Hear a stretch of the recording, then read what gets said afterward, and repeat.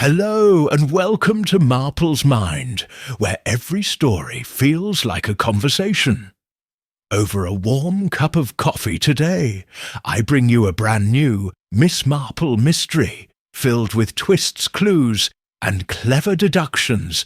Make yourself comfortable and let's unravel the case together. And if you'd like, leave a quick comment and tell me where you're joining from. It's always a pleasure to know where our little detective community is tuning in. From now, let's get started. Chapter 1. The Impossible Letter.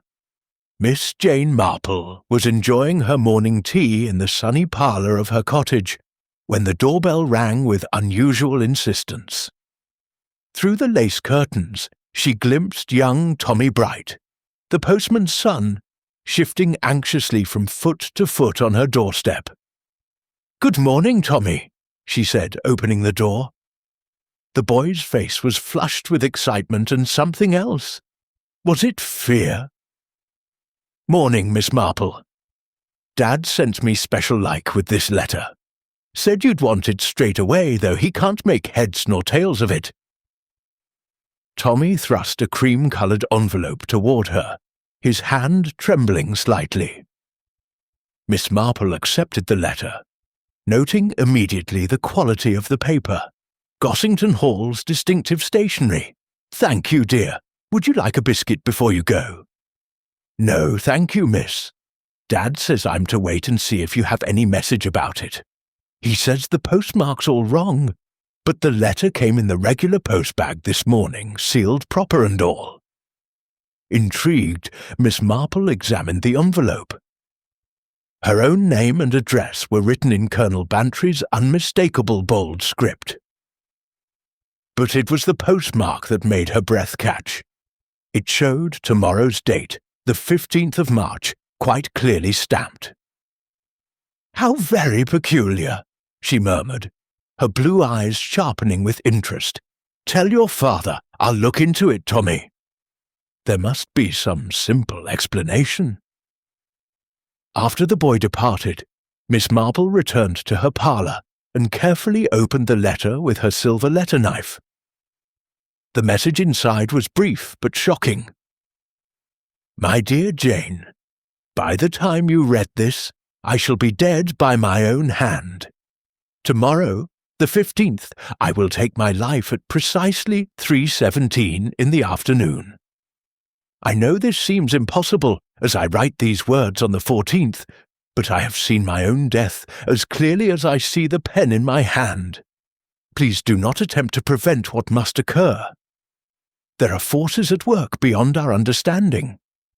I only ask that you ensure justice is done, for I fear my death, though by my own hand, is not entirely of my own will. Your friend in this world and perhaps the next, Arthur Bantry P.S.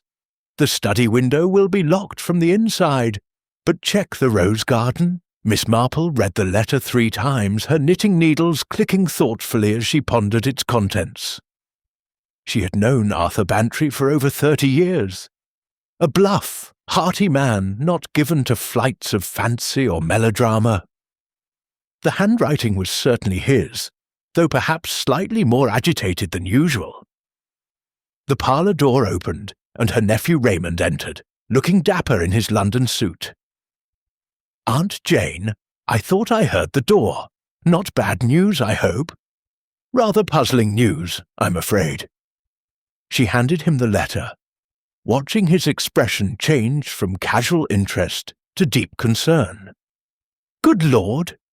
Should we call the police? Or rush over to Gossington Hall immediately?"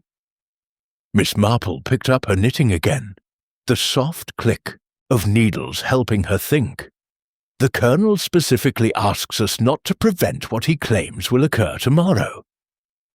But what troubles me more is this postmark. How does one send a letter from tomorrow?" Raymond examined the envelope under the lamp. "It's genuine, no doubt about that. The postmark is clear, March 15th, but today is only the 14th. Could it be a mistake at the post office?" Tommy Bright says it came in the regular postbag this morning. His father, Jim Bright, has been postmaster here for 20 years. He's not one to make mistakes with dates." Miss Marple's fingers paused in their knitting. "And then there's the Colonel's postscript about the rose garden. Such an odd detail to include. Perhaps he's having some sort of breakdown. This talk of seeing his own death, it sounds like delusions." "Perhaps," Miss Marple agreed, though her tone suggested doubt. Yet the Colonel has always been the most practical of men. During the war, he was commended for his cool head under pressure. Not the type to succumb to fancies. Raymond paced to the window, gazing out at the peaceful village street. "What do you intend to do?" "I think," said Miss Marple, setting aside her knitting with decision, "that I shall pay a call on Dr. Haydock. If the Colonel is unwell, surely our good doctor would know. And then perhaps a visit to Gossington Hall would be in order. After all, one can make a social call without mentioning impossible letters." "Shall I come with you?" "That's kind, dear, but no. In a village like St. Mary Mead, a nephew from London accompanying an elderly lady on calls would be remarked upon. We don't want to cause unnecessary gossip that might reach the Colonel's ears." She rose, smoothing her skirt. "Though perhaps you could do me one favour." "Of course. Take this envelope to the post office and ask Jim Bright to examine the postmark again. See if there's any possibility of tampering or error. Be discreet, but thorough." As Raymond departed with the envelope, Miss Marple put on her hat and gloves, her mind already working through the possibilities. A letter from tomorrow was impossible, yet here it was. A man predicting his own suicide with such precision was unlikely, yet the Colonel seemed certain. She paused at her gate, looking up at the clear March sky. In her experience, impossible things usually had quite possible explanations, though those explanations were not always pleasant. Whatever was happening at Gossington Hall, she had the feeling that time was of the essence, even if that time was somehow flowing in the wrong direction. With her furled umbrella serving as a walking stick, Miss Marple set off toward Dr. Haydock's surgery, her mind already cataloguing questions that needed answers. The game, as her nephew's detective novels might say, was afoot, though what kind of game involved letters from tomorrow remained to be seen. Chapter 2. The Colonel's Last Supper. The dining room at Gossington Hall glowed with warm candlelight, casting dancing shadows on the dark oak panelling. Colonel Bantry stood at the head of the table, raising his glass of port with a steady hand, his ruddy face showing no sign of the distress his letter had suggested.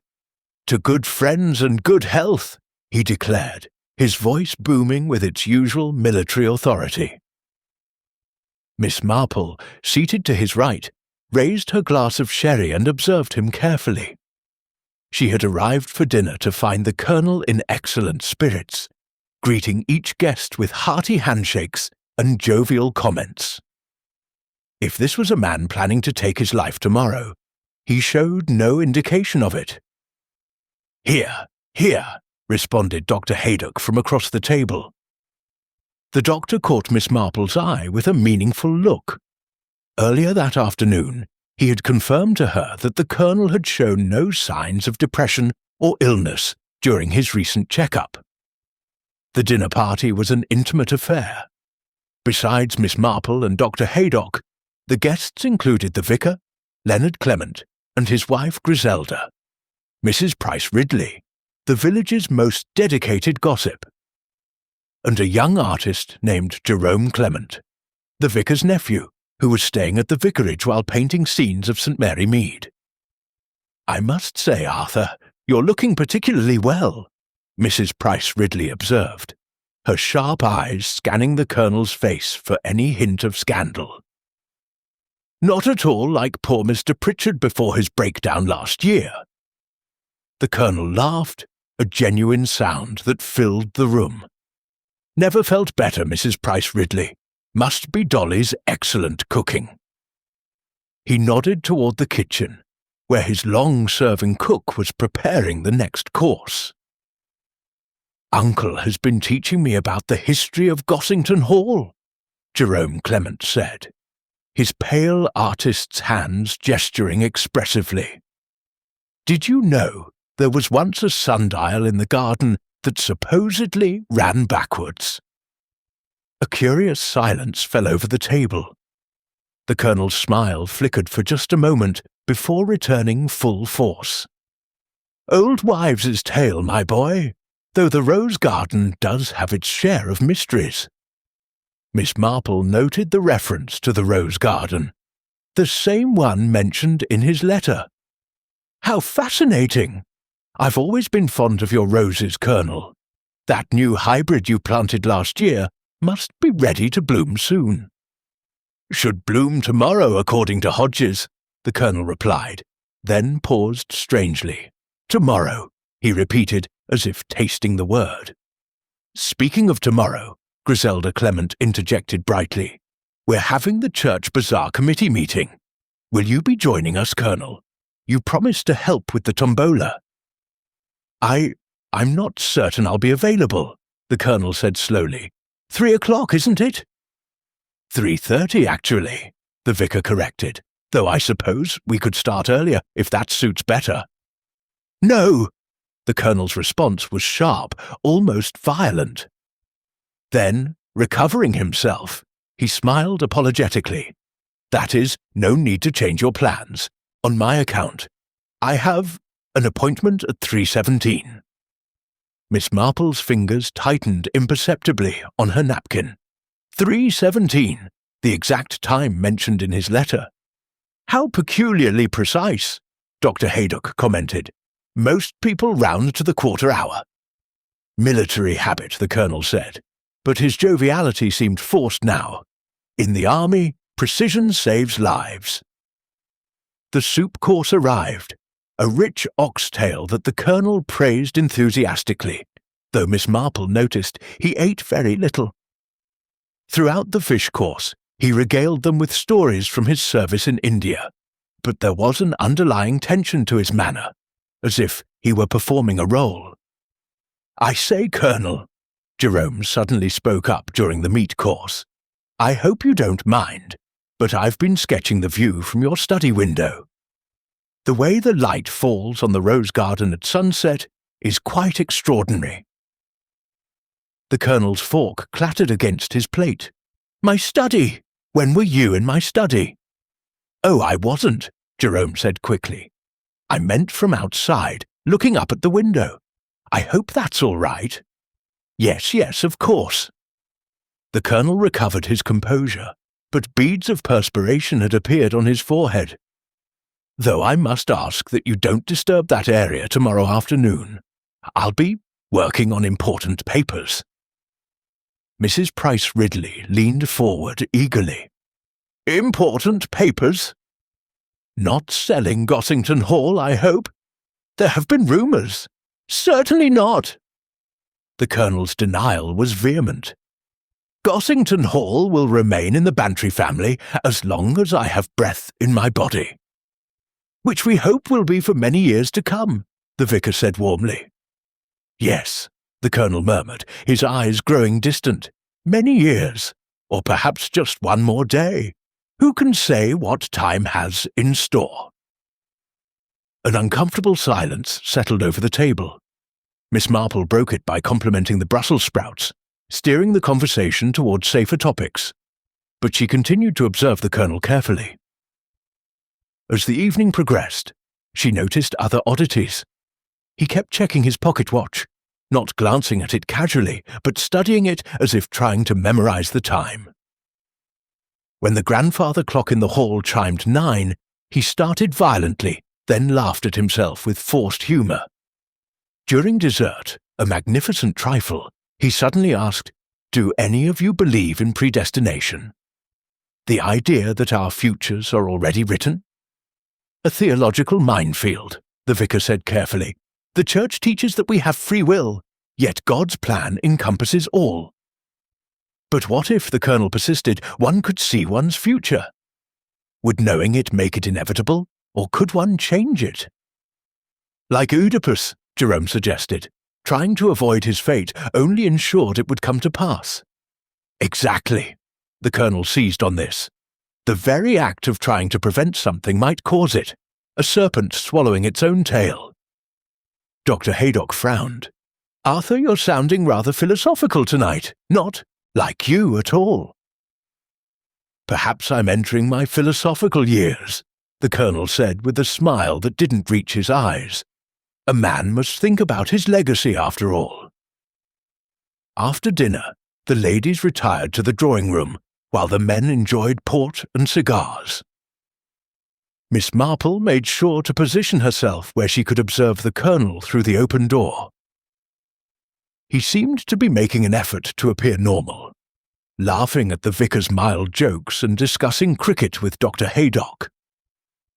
But she caught him staring at the clock again, and once he muttered something that sounded like "not enough time." When the men rejoined them, the Colonel suggested a game of bridge, but his heart wasn't in it. He played erratically, trumping his partner's ace and failing to follow suit when he clearly had the required cards. "I do apologize," he said after a particularly egregious error. "My mind seems to be elsewhere tonight." "Perhaps we should call it an evening," Miss Marple suggested gently. "It has been a lovely party, Colonel." "Has it?" He looked around the room as if seeing it for the first time. "Yes, I suppose it has. One should always try to make last times memorable." "Last times?" Mrs. Price Ridley pounced on the phrase. "Are you going away, Colonel?" He smiled sadly. "In a manner of speaking, we're all going away eventually, aren't we? The only question is when and how." As the guests prepared to leave, the Colonel shook hands with unusual formality, holding each person's hand a moment longer than necessary. When he came to Miss Marple, he gripped her hand tightly and whispered, "Remember the rose garden, Jane. When the time comes, remember." Outside, as Dr. Haydock helped Miss Marple into his car for the drive home, he said quietly, "I don't like it. Arthur's not himself tonight. All that talk of fate and last times—" "No," Miss Marple agreed, settling her shawl around her shoulders. "He's not himself. The question is he genuinely disturbed, or is he playing some deeper game? You think he might be pretending?" Miss Marple gazed back at Gossington Hall, its windows glowing warmly in the darkness. "I think, Doctor, that tomorrow will bring answers to questions we haven't even thought to ask yet. And I fear those answers may be more terrible than we can imagine." As they drove away, neither of them noticed the figure watching from the study window, nor the way the Colonel's shadow seemed to flicker and dance in the candlelight, as if it belonged to more than one person, or more than one time. Chapter 3. The Clock That Struck 13. The morning of March 15th dawned grey and oppressive, with low clouds that seemed to press down upon St. Mary Mead like a shroud. Miss Marple had slept poorly, her dreams filled with backwards running clocks and roses that bloomed and withered in the space of a heartbeat. She was finishing her breakfast when the telephone rang. "Miss Marple?" Dr. Haydock's voice was tense. "Can you come to Gossington Hall immediately and prepare yourself? Arthur is dead." The journey to Gossington Hall passed in a blur. Miss Marple found the house in chaos, with Inspector Slack's police car already in the drive and constables stationed at the doors. Mrs. Bantry's loyal servants huddled in the hallway, speaking in hushed, frightened whispers. "Ah, Miss Marple," Inspector Slack greeted her with his usual blend of respect and irritation. "Dr. Haydock insisted we wait for you before moving the body." though I don't see what an elderly lady can add to what's clearly a case of suicide. May I see him? Miss Marple asked quietly. The inspector led her up the familiar staircase to the Colonel's study. The door stood open, revealing a scene that would remain etched in her memory forever. Colonel Bantry sat slumped in his leather chair behind the massive oak desk, a revolver in his right hand. The window was locked from the inside, as were the doors. It appeared to be a textbook case of suicide. But it was the clocks that made Miss Marple's blood run cold. The study contained 5 clocks. The mantelpiece clock, a grandfather clock in the corner, a small carriage clock on the desk, a cuckoo clock on the wall, the Colonel's pocket watch, still clutched in his left hand. Each showed a different time, and none of them matched. The mantelpiece clock shows 3:17, Inspector Slack noted, consulting his notebook, which matches the time the shot was heard. But look at the others. The grandfather clock showed 11:42. The carriage clock read 7:23. The cuckoo clock displayed 9:15. And most disturbing of all, the Colonel's pocket watch showed 3:17, but the date window clearly displayed March 16th, tomorrow. It's as if time itself went mad in this room, Dr. Haydock murmured. He stood by the body, having completed his preliminary examination. Death was instantaneous. Single gunshot wound to the right temple. Powder burns consistent with suicide. Miss Marple moved carefully around the room, her sharp eyes taking in every detail. The Colonel's desk was meticulously organized, with papers arranged in neat piles. An unfinished letter lay before him, the ink still wet. I cannot escape what I've seen. The future is a prison, and I am both jailer and prisoner. At 3:17 the circle closes. Time is a serpent that devours itself, and I am caught in its coils. May God forgive me for what I must do, and for what I have already done tomorrow. Gibberish, Inspector Slack declared. The man was clearly deranged, probably why he killed himself. But Miss Marple wasn't listening. She had noticed something else. A photograph on the desk, partially hidden under the letter. It showed the Colonel standing in his rose garden, but the roses were in full bloom. She knew for a fact that the roses wouldn't bloom for at least another month. Has anything been moved? She asked. Nothing, madam. The door was locked from the inside. Hodges, the gardener, heard the shot at exactly 3:17. He was working below the window and is quite certain of the time. He ran for help, and they had to break down the door.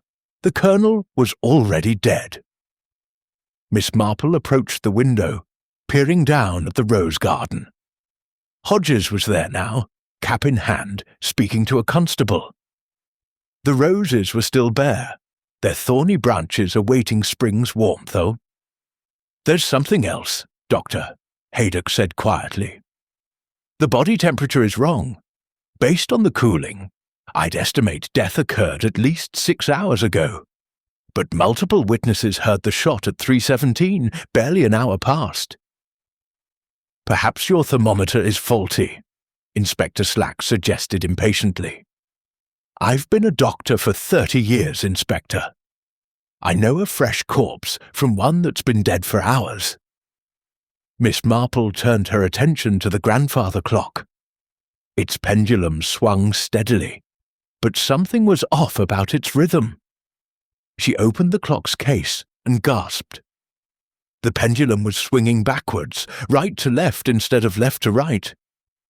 How is that possible? The inspector demanded. It shouldn't be, Miss Marple replied. The mechanism doesn't allow for it, unless ... She peered closer at the clockwork. Unless someone has tampered with it. Look here, these gears have been modified. But why? What's the point of making a clock run backwards? Before anyone could answer, The cuckoo clock on the wall suddenly sprang to life. The little wooden bird emerged and called out, not the expected 9 times for 9:15, but 13 times. The sound was wrong, too, not the cheerful cuckoo, but a mournful, almost human cry. "Good Lord!" Dr. Haydock breathed. Inspector Slack, visibly shaken but trying to maintain his authority, ordered a thorough search of the room. Behind the grandfather clock, they found more impossibilities.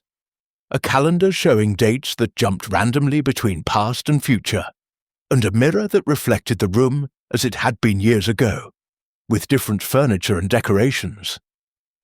"There has to be a rational explanation," the inspector insisted. "Hidden mechanisms, tricks of light, something." Miss Marple noticed a book on the Colonel's desk, The Nature of Time by Professor Ambrose Whitfield. Several pages were marked, all dealing with temporal paradoxes and the theoretical possibility of glimpsing the future. "Inspector," she said thoughtfully, "I believe we need to speak with everyone who was at dinner last night." The Colonel's behaviour suggested he knew something was going to happen. The question is, was he the victim of an elaborate murder made to look like suicide, or did he really somehow foresee his own death? "Murder!" Inspector Slack scoffed. "The room was locked from the inside." "Yes," Miss Marple agreed.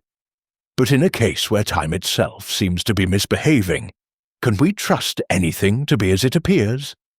After all, if someone can make clocks run backwards and calendars show tomorrow's date, perhaps they can also make a murder look like suicide."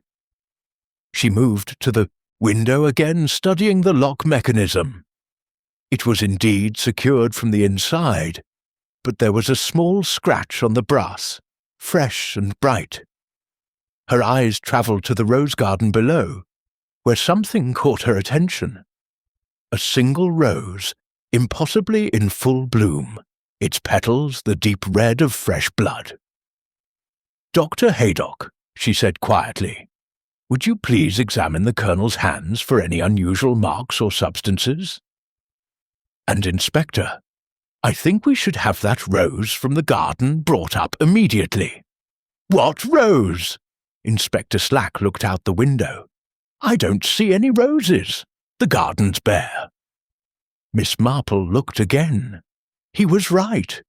The garden showed only thorny branches and dark earth.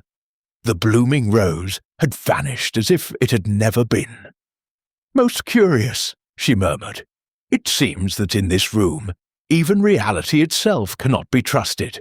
We are dealing with something far stranger than simple murder or suicide." The cuckoo clock chimed again, this time backward, counting down from 13 to 1. As the final reversed chime faded, all the clocks in the room suddenly synchronized, showing exactly 3:17. Then, as if released from a spell, they resumed their chaotic timekeeping, each tick taking them further from any shared reality. "Get me out of this room," Inspector Slack said, his face pale. "We'll continue the investigation from downstairs. This place is unnatural." As they filed out, Miss Marple took one last look at Colonel Bantry's still form. His face, which had been twisted in fear when they entered, now seemed peaceful, almost smiling. She was certain his expression had changed, though no one had touched the body. "What have you gotten yourself involved in, Arthur?" she whispered. "And more importantly, is it over? Or has it only just begun?" The study door closed behind them with a soft click. Inside, unobserved, the Colonel's pocket watch ticked steadily forward, its date still showing March 16th, tomorrow, which had somehow become yesterday, in a room where time had lost all meaning. Chapter 4. The Vanishing Photograph. The servants' hall at Gossington Hall was a study in barely controlled hysteria. Mrs. Emmett, the head housemaid, sat at the long wooden table, her hands wrapped around a cup of tea that had long since gone cold. Across from her, Inspector Slack tapped his pencil impatiently, while Miss Marple sat quietly in the corner, her knitting needles clicking in a soothing rhythm. "Tell us again about the photograph," the inspector demanded. "The one you claim was in the Colonel's hand." Mrs. Emmett's voice trembled. "I saw it clear as day when we broke down the door. He was holding it in his left hand, the one with the watch. It was a picture of a woman, though I couldn't see her face properly from where I stood. Yet when we arrived there was no photograph," Inspector Slack said accusingly. "Only the pocket watch." "I know what I saw," Mrs. Emmett insisted. "Ask Hodges. He saw it too." The gardener, summoned from his duties, confirmed the housemaid's account. Aye, there was a photograph. Old-looking, with worn edges. The Colonel was gripping it tight. He would... Then where did it go? Inspector Slack's frustration was evident. "Photographs don't simply vanish." Miss Marple looked up from her knitting. "Mrs. Emmett, you mentioned seeing the Colonel burning papers at midnight. Could you tell us more about that?" The housemaid shifted uncomfortably. "It was 3 nights ago. I couldn't sleep. My tooth was aching something terrible. I came down to make a warm compress and saw light under the study door. When I peeked in, the Colonel was standing by the fireplace, feeding papers into the flames." "What sort of papers?" "I couldn't tell, miss, but he was crying. I've never seen the Colonel cry, not even when Mrs. Bantry passed. He kept saying a name, Constance or something like it." Miss Marple and Inspector Slack exchanged glances. There was no Constance in the Colonel's life that anyone knew of. "Let's examine this fireplace," the inspector decided. They returned to the study, where the oppressive atmosphere seemed even heavier than before. The clocks continued their discordant ticking, and the late afternoon light cast strange shadows that seemed to move independently of their sources. Inspector Slack knelt by the fireplace, sifting through the grate. "Peculiar," he muttered. "The ashes are cold, but arranged in perfect layers. No sign of recent burning at all." "Yet Mrs. Emmett is not given to flights of fancy," Miss Marple observed. She approached the mantelpiece, where a row of photographs displayed the late Mrs. Bantry and various family members. One frame sat empty, its glass cracked in a spiderweb pattern. "This frame," she said softly. "It's the same size as what a handheld photograph would fit." Dr. Haydock, who had remained to complete his examination, looked up from his notes. "I've found something odd. There are marks on the Colonel's left palm, indentations as if he held something tightly for an extended period, but whatever it was, it's gone now." Miss Marple studied the empty frame more closely. Behind the cracked glass, barely visible, was a water stain in the shape of a woman's silhouette. "Inspector, might we have this glass dusted for fingerprints?" While they waited for the fingerprint kit, Miss Marple interviewed the other servants. The cook, Mrs. Lester, revealed that the Colonel had been asking strange questions lately about people who weren't there, and visitors who hadn't arrived yet. "He asked me to prepare tea for 5 yesterday," she said, wringing her hands. "But only Dr. Haydock came to call. When I mentioned it, the Colonel looked confused and said, 'Not yet, then. It hasn't happened yet.'" The fingerprint results were even more puzzling. The empty frame showed 2 sets of prints, the Colonel's and another set that didn't match anyone in the house. More disturbing, the unknown prints appeared to be partially formed, as if the person who made them was somehow insubstantial. "This is becoming absurd," Inspector Slack declared. "Vanishing photographs, half-formed fingerprints, clocks running amok. There must be a logical explanation." Miss Marple had moved to the Colonel's desk, where she noticed something everyone else had missed. The blotter showed the impression of writing, but the words were backwards. Not mirror reversed, as they should be from blotting, but actually written backwards. She held it up to the mirror on the wall and gasped. The message, now readable, said, "She comes through the photograph at midnight. I cannot stop her. Time is her doorway." "Who comes through?" Inspector Slack demanded. "This makes no sense." Just then young Gladys, the scullery maid, burst into the room. "Oh, Inspector, I've remembered something. Last week I was dusting in here when the Colonel received a package. When he opened it, his face went white as a sheet. It was a photograph in an old silver frame." "What happened to it?" "He locked it in his desk drawer, sir. Said it was from someone who couldn't possibly have sent it, on account of them being dead these 20 years.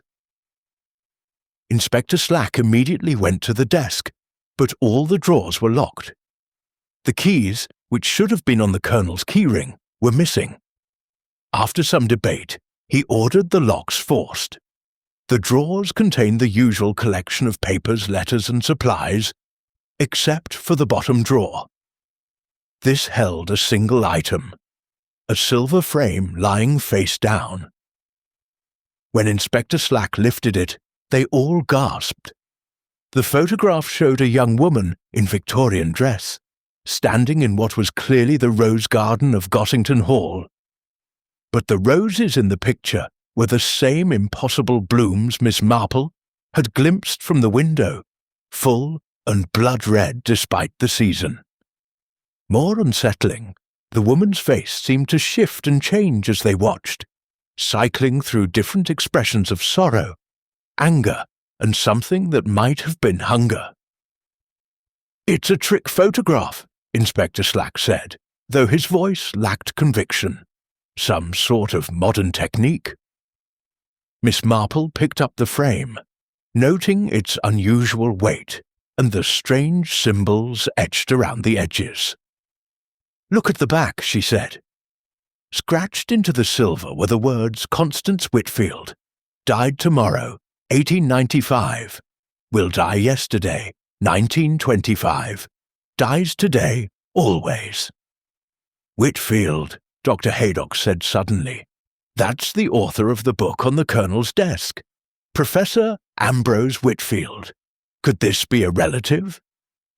Before anyone could respond, the photograph began to fade.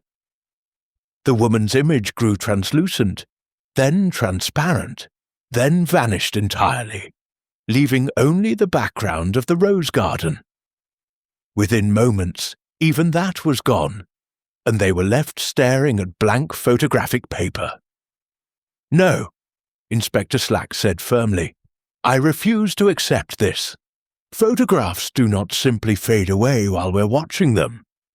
But Miss Marple had noticed something else. Where the photograph had been in the drawer, there was now a small pile of ash, as if paper had spontaneously combusted. Mixed with the ash were what appeared to be rose petals, fresh and crimson. "I think," she said quietly, "we need to find out who Constance Whitfield was, and what her connection to the Colonel might be. And we need to do it quickly." "Why quickly?" Dr. Haydock asked. Miss Marple pointed to the window, where the sun was setting over the rose garden. "Because if the pattern holds, something is going to happen at midnight. The Colonel wrote that she comes through the photograph at midnight. The photograph may be gone, but I fear whatever it was a doorway for might still be trying to come through." As if in response to her words, all the clocks in the room began to chime simultaneously. Not the hour, but a discordant cacophony that sounded almost like laughter. Or perhaps, Miss Marple thought with a shiver, like screaming. The vanished photograph had left more questions than answers, but one thing was becoming clear. Colonel Bantry's death was merely one piece of a much larger and more terrible puzzle. a puzzle that seemed to involve not just murder, but the very fabric of time itself. Chapter 5. Tomorrow's newspaper. The bell above Pritchard's news agency jangled frantically as Miss Marple pushed through the door, followed closely by Inspector Slack and Dr. Haydock. Behind the counter, Mr. Pritchard stood pale and shaking, holding a newspaper as if it might bite him. "Thank goodness you've come," he stammered. "I don't know what to make of it. It came with the regular delivery this morning, but look at the date." He thrust the paper toward them with trembling hands. The masthead clearly read The Saint, Mary Mead Gazette, with the date March the 16th, 1925, tomorrow's date. But it was the headline that made Miss Marple's blood run cold. Colonel Bantry found dead at Gossington Hall. Apparent suicide shocks village. "This is impossible," Inspector Slack declared, snatching the paper. "We only discovered the body this afternoon. How could tomorrow's newspaper already know about it?" Miss Marple studied the article over his shoulder. The details were unnervingly accurate. The locked study, the time of death at 3:17, even the strange behaviour of the clocks. But there were also details that hadn't been released to anyone. The vanishing photograph, the backwards-running pendulum, and most disturbing of all, a quote attributed to her that she had never given. Miss Jane Marple, the village's amateur detective, stated that the Colonel's death appears to be connected to temporal anomalies centred around Gossington Hall. She read aloud. "I most certainly never said any such thing." "But you were thinking it," Dr. Haydock observed quietly. Mr. Pritchard wrung his hands. "That's not the worst of it. Look at the other stories." The front page contained several other articles, each more impossible than the last. There was an obituary for Mrs. Price Ridley, dated 3 days hence, describing her death from a heart attack brought on by supernatural shock. Another story reported the discovery of a body in the church crypt, someone who had apparently been dead for 30 years, but whose corpse was still warm. "This is all nonsense," Inspector Slack insisted, though his voice lacked conviction. "Someone's playing an elaborate hoax." "Look at the printing," Miss Marple suggested, examining the paper closely. "The ink, the paper quality, the typesetting, it's all genuine. This wasn't produced by some amateur with a printing press in their basement." Mr. Pritchard nodded vigorously. "That's what I thought. I've been in the newspaper business for 20 years. This is real newsprint, real ink. But how can it report things that haven't happened yet?" Dr. Haydock had turned to the inside pages. "There's more. A weather report predicting snow tomorrow, in March. A cricket match result for a game that isn't scheduled until next week. And look at this." He pointed to a small item in the social column. "An engagement announcement for young Jerome Clement and a Miss Sarah Whitfield." "Whitfield again," Miss Marple murmured. "The same name from the photograph and the book in the Colonel's study." "But Jerome isn't engaged to anyone," Inspector Slack protested. "I spoke to him just this morning." "Perhaps he will be," Miss Marple said thoughtfully. "The question is, are we reading predictions of what will happen or instructions for what must happen?" As they studied the paper further, more impossibilities emerged. The obituary section contained names of people who were very much alive, including several they had spoken to that very day. The classified advertisements included items for sale that didn't exist yet, and personal messages that seemed to be communications between the living and the dead. One advertisement in particular caught Miss Marple's attention. "CW seeks resolution of temporal displacement. Meet at the Rose Garden, midnight, March 15th. Bring the key that unlocks yesterday." Time grows short for the living and the dead alike. CW, she said. Constance Whitfield. But she's been dead for 30 years, Dr. Haydock pointed out. According to the inscription on the photograph, she died tomorrow in 1895, yesterday in 1925, and today always. Perhaps death isn't as final as we assume when time itself is unstable. Inspector Slack was growing increasingly agitated. This is all supernatural nonsense. There has to be a rational explanation. Someone is manipulating us, trying to drive us mad with these impossible things. Then explain this, Mr. Pritchard said, producing another newspaper from beneath his counter. This is yesterday's paper, the one that was delivered normally. But look at it now. The previous day's newspaper had changed. Stories that had been there that morning were gone, replaced by different articles. The weather report, which had accurately predicted sunshine, now claimed it had rained, though everyone remembered the clear skies. The past is changing, Miss Marple said quietly. Or perhaps we're seeing different versions of reality, different possible timelines. That's impossible, is it? She turned to face Inspector Slack. We've seen clocks running backwards, photographs that vanish while we watch them, and now newspapers from tomorrow. At what point do we accept that the impossible has become possible? Dr. Haydock had been studying the tomorrow's paper with a magnifying glass. There's something else. Look at the printing date at the bottom of the page. It says printed March 14th, 1925 at 11:47 p.m. That's last night, but the paper reports events from today. So it was printed before the events it describes had happened, Miss Marple concluded, which means either someone has an extraordinary ability to predict the future, or what? Or time is flowing differently for different people. Perhaps whoever printed this paper is experiencing time in a different sequence than we are. Just then the shop bell jangled again, and Jerome Clement entered, looking pale and distressed. Mr. Pritchard, I need to place an advertisement in tomorrow's paper. It's urgent. Tomorrow's paper? Inspector Slack stepped forward. What do you know about tomorrow's paper? Jerome looked confused. I'm not sure.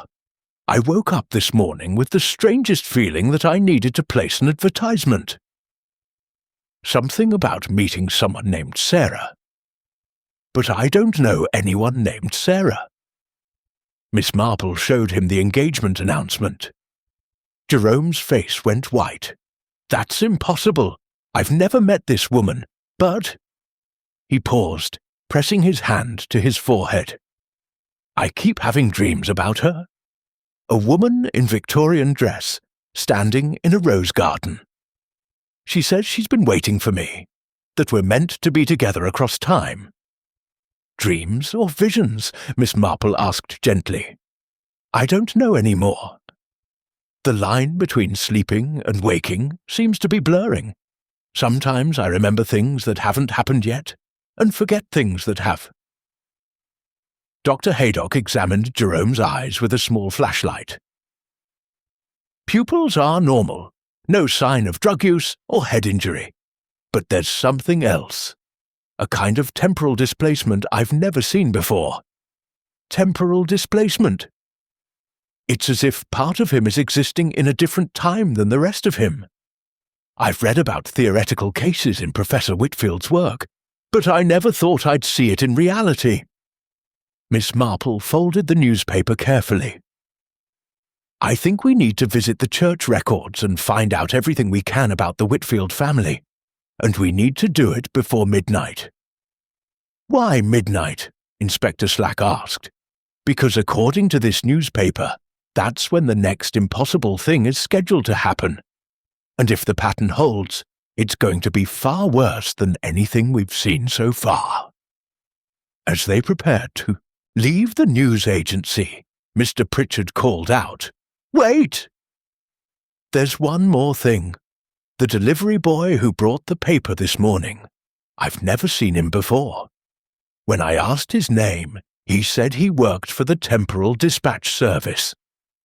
Then he laughed and said time was running out for all of us.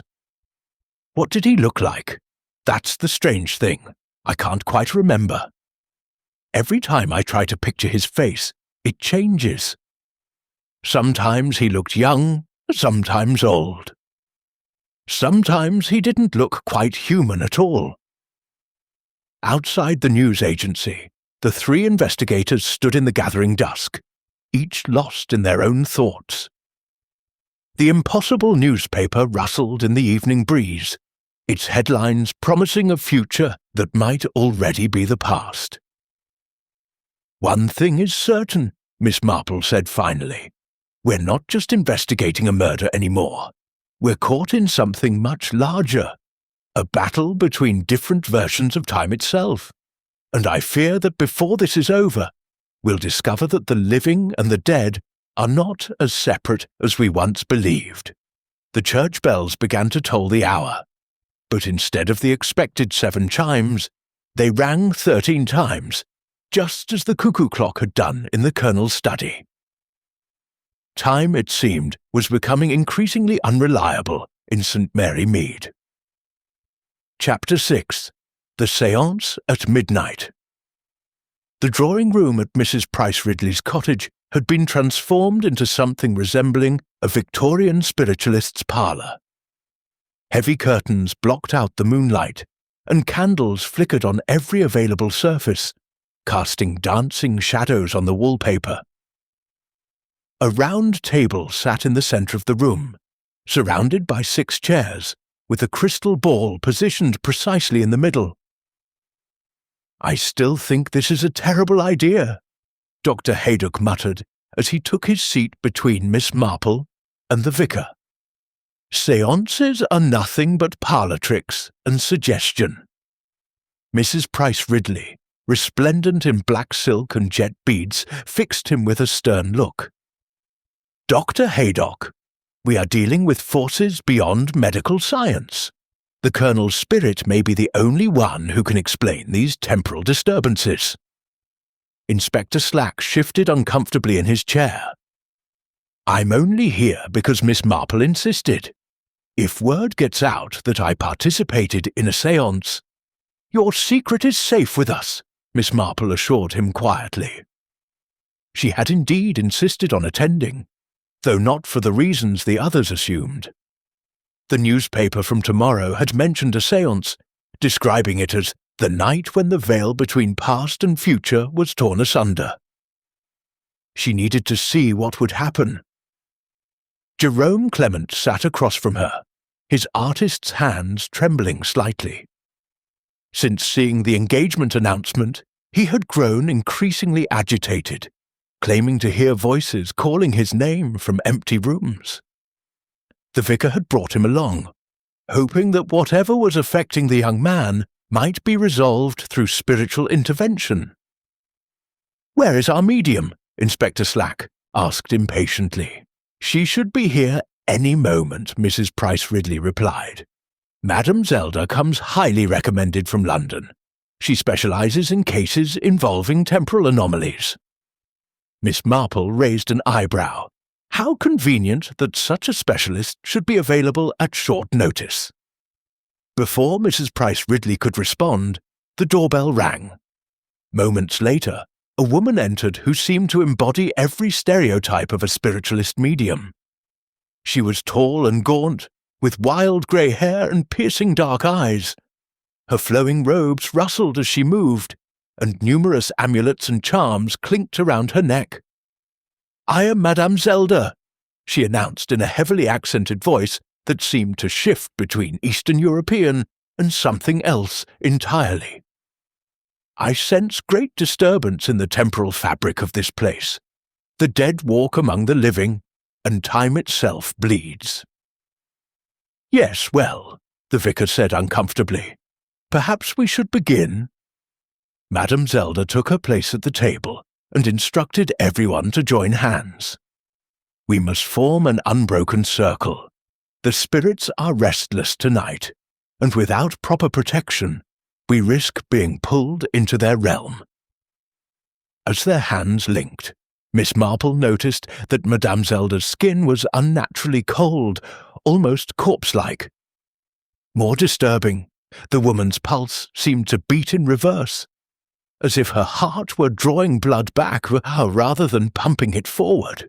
"Close your eyes," Madame Zelda intoned. "Open your minds to the voices beyond the veil. Colonel Bantry, we call upon you. Speak to us from the realm of the dead." The candles flickered, though there was no breeze in the sealed room. The temperature dropped noticeably, and frost began to form on the windows despite the mild March evening. "I feel a presence," Madame Zelda whispered. "Someone is trying to communicate, but the signal is confused, as if the spirit exists in multiple times simultaneously." Suddenly, Jerome gasped. "I can see him. The Colonel is standing behind you, Madame Zelda, but he looks wrong, younger and older at the same time." "What is he saying?" Mrs. Price Ridley demanded. Jerome's voice became distant, dreamy. He says he's not dead. Not yet. He's trapped in the moment of his death, living it over and over. He can see all times at once, past, present, and future, but he can't escape the loop." The crystal ball in the center of the table began to glow with an inner light. Images swirled within its depths. The Colonel's study, the rose garden, and faces none of them recognized. Then, clear as day, they saw the Colonel himself, sitting at his desk, writing the letter that Miss Marple had received. "But that's impossible," Dr. Haydock breathed. "We saw him write that letter yesterday, but he's been dead since this afternoon." "Time is not linear here," Madame Zelda said, her voice now sounding exactly like the Colonel's. "Past and future exist simultaneously. I am writing the letter, have written the letter, will write the letter. All moments are now." Miss Marple squeezed the hands on either side of her. "Colonel, who killed you? Was it suicide or murder?" The voice that came from Madame Zelda was definitely the Colonel's now, though distorted as if speaking through water. "Both? Neither. I killed myself to prevent a greater evil, but in doing so, I ensured it would happen. The paradox is the trap." "What greater evil?" Inspector Slack demanded. "Constance.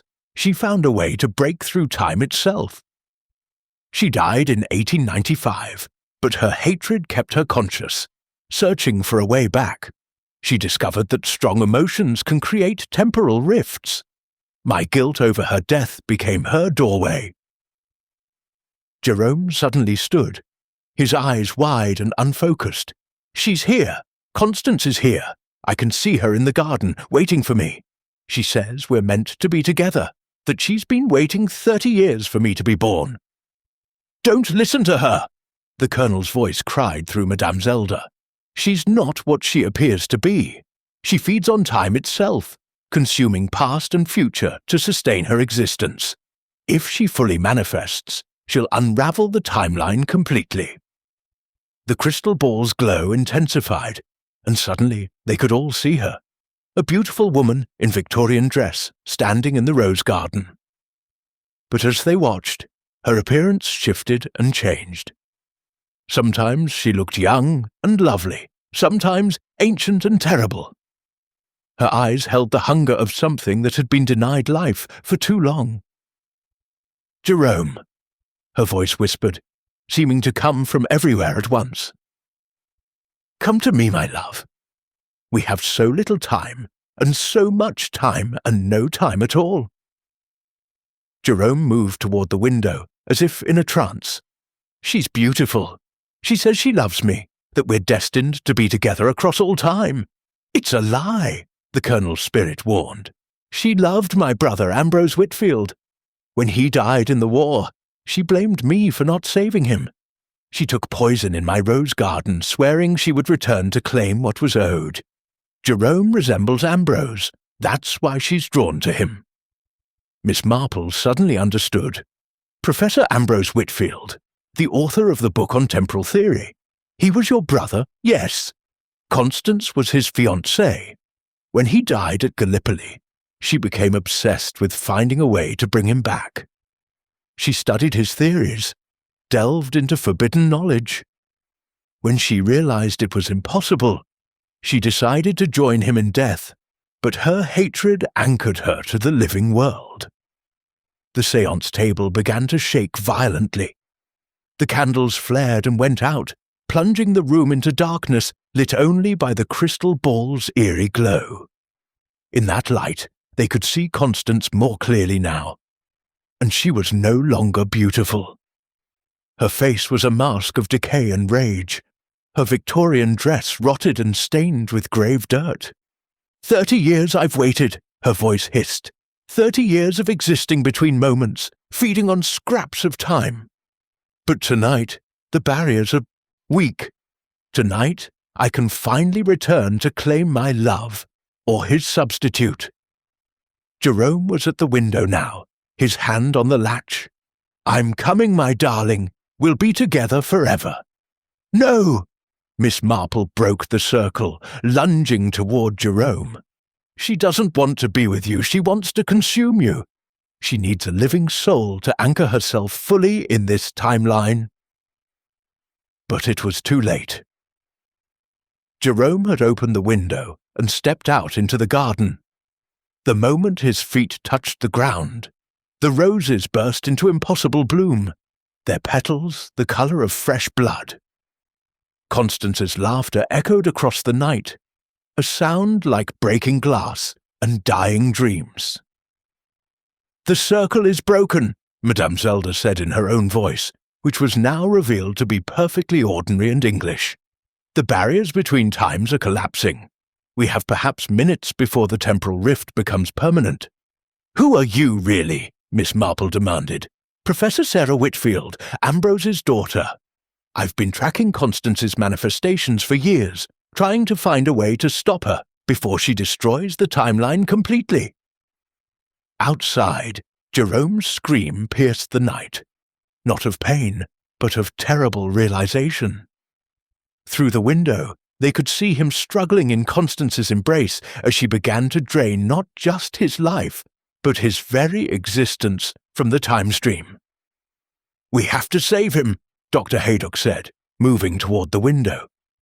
No, Miss Marple said firmly. We have to stop her. And I think I know how. Professor Whitfield, do you still have your father's research notes? Some of them. But what good will they do now? Miss Marple's eyes were bright with determination. Because if Constance can manipulate time through strong emotion, then perhaps we can too. And I suspect that the strongest emotion of all is not hatred, but love. True love, willing to sacrifice itself for another. The clock on Mrs. Price Ridley's mantelpiece began to chime midnight, but the chimes came backwards, counting down from 12 to 1. As the final reversed chime faded, the real battle for time itself was about to begin. Chapter 7. The Artist's Canvas. The morning light streaming through the windows of Jerome Clement's makeshift studio in the vicarage attic revealed a scene that defied all rational explanation. Miss Marple stood transfixed before an easel, studying a painting that should not have existed. The canvas depicted Colonel Bantry's death scene in precise, horrifying detail.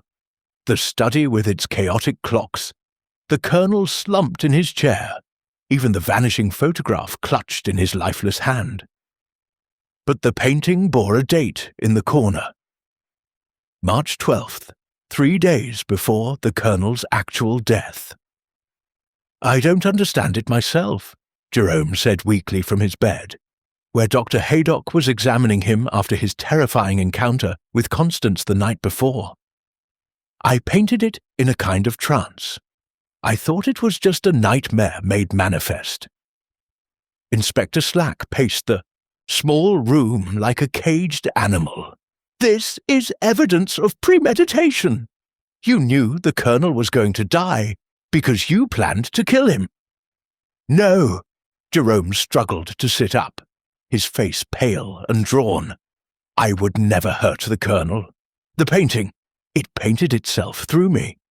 I was merely the instrument. Miss Marple studied the canvas more closely, her sharp eyes catching details that others had missed. Look here, she said, pointing to the background. There are figures in the shadows, people who weren't in the room when we found the body. Dr. Haydock joined her at the easel, squinting at the painting. Good Lord, you're right. There's a woman in Victorian dress standing behind the grandfather clock. And is that you, Miss Marple, in the corner? Indeed, the painting showed Miss Marple herself, standing exactly where she had stood when they discovered the body, but wearing different clothes, a blue dress she had worn the previous week. This is impossible, Inspector Slack declared. No one could have painted this scene before it happened with such accuracy. Jerome's voice was barely a whisper. There are others. I've been painting scenes from dreams for weeks. I thought they were just products of my imagination, but now— He gestured weakly toward a stack of canvases leaning against the wall. Miss Marple began examining them one by one, her expression growing increasingly grave. The first painting showed the rose garden at Gossington Hall, but the roses were black and withered, and a woman's figure could be seen dissolving into mist among the thorns. The second depicted the church graveyard with an empty grave, its headstone bearing the name Constance Whitfield and tomorrow's date. But it was the third painting that made Miss Marple's blood run cold. It showed the village of St. Mary Mead, but wrong. Buildings were in different locations, people wore clothes from different eras, and the sky was a sickly green colour that hurt to look at. Jerome, she said gently, when did you paint this one? Last week. I woke up one morning and found it completed on my easel. I had no memory of painting it, but the brushes were still wet with paint. Dr. Haydock was examining Jerome's hands with a magnifying glass. There's paint under his fingernails that matches the pigments in these paintings, but some of these colours, I've never seen anything like them. This green, for instance, it seems to shift and change as I look at it. Professor Sarah Whitfield, who had accompanied them from Mrs. Price Ridley's cottage, studied the paintings with the eye of someone familiar with temporal anomalies. These aren't just paintings, she said quietly. They're windows. Jerome has somehow been painting glimpses of alternate timelines, realities that might exist if Constance succeeds in unravelling our timeline. Alternate timelines? Inspector Slack scoffed. This is getting more ridiculous by the minute. Is it? Miss Marple turned to face him. We've seen newspapers from tomorrow, clocks that run backwards and photographs that vanish while we watch them. At what point do we accept that we're dealing with something beyond normal experience? She returned to the painting of the Colonel's death, studying it with renewed intensity. Jerome, look at this painting carefully. Do you see anything that wasn't in the actual scene? Jerome forced himself to focus on the canvas. There, he said, pointing to a corner of the painted study. That book on the floor, it wasn't there when we found the body. And the window, in the painting, it's slightly open, but in reality, it was locked tight. What book? Miss Marple asked. I can't make out the title clearly, but it looks like one of my uncle's theological texts. Something about the nature of time and eternity. The vicar, who had been quietly observing from the doorway, stepped forward. I know the book you mean, Temporal Theology, God's Relationship with Past and Future. It's been missing from my study for several days. Missing or borrowed? Miss Marple asked pointedly. I'm not certain. Things have been disappearing and reappearing lately. Yesterday, I found a sermon I wrote last month sitting on my desk. but with different handwriting in the margins, my own handwriting, but from years ago. Professor Whitfield nodded grimly. The temporal disturbances are spreading. Constance's presence is causing reality to become unstable. Past and future are bleeding into the present. Miss Marple had moved to another painting, one that showed the interior of the church. Jerome, when did you paint this? 2 days ago. Another dream painting. I found myself in the church at midnight, but it was different, older. The stained glass windows showed different scenes, and there were people in the pews who looked transparent. The painting indeed showed the church, but as it might have appeared decades earlier. The altar was in a different position, and the windows depicted saints that Miss Marple didn't recognize. Most disturbing of all, the congregation consisted of figures in period dress from various eras, all translucent and ghostly. The past is trying to reassert itself, Professor Whitfield explained. Constance's manipulation of time is creating fractures in reality. Different periods are beginning to overlap. Dr. Haydock had been examining Jerome's eyes again. His pupils are responding normally now, but there's something else. Jerome, can you see me clearly? Yes, but... Jerome hesitated. Sometimes I see you as you are now, and sometimes I see you as you were years ago, and sometimes as you might be in the future. It's like looking at multiple photographs superimposed on each other. Temporal vision, Professor Whitfield said. My father theorized about it in his notes. The ability to perceive multiple timelines simultaneously. It's what allowed Jerome to paint these scenes before they happened. Miss Marple was here, studying the final painting in the stack, a portrait of Constance Whitfield herself. But this wasn't the decaying spectre they had seen in the garden.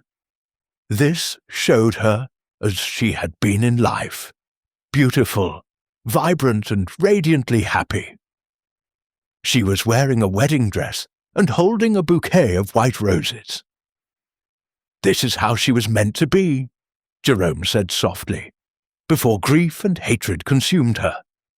Sometimes when I'm painting, I can feel her emotions as if they were my own. The love she felt for Ambrose, the devastation when he died, the slow corruption of that love into something terrible. She's not entirely evil, Miss Marple realized. She's a woman driven mad by loss, clinging to existence through sheer force of will. But that doesn't make her any less dangerous. Inspector Slack had been growing increasingly agitated. This is all very fascinating, but we still have a murder to solve. These paintings might be evidence of supernatural nonsense, but they're also evidence that Jerome knew details about the Colonel's death before it happened. You're right, Miss Marple said unexpectedly. Jerome did know about the Colonel's death in advance, but not because he planned it, because he was chosen to witness it. Constance needed someone with temporal sensitivity to serve as her anchor in this timeline.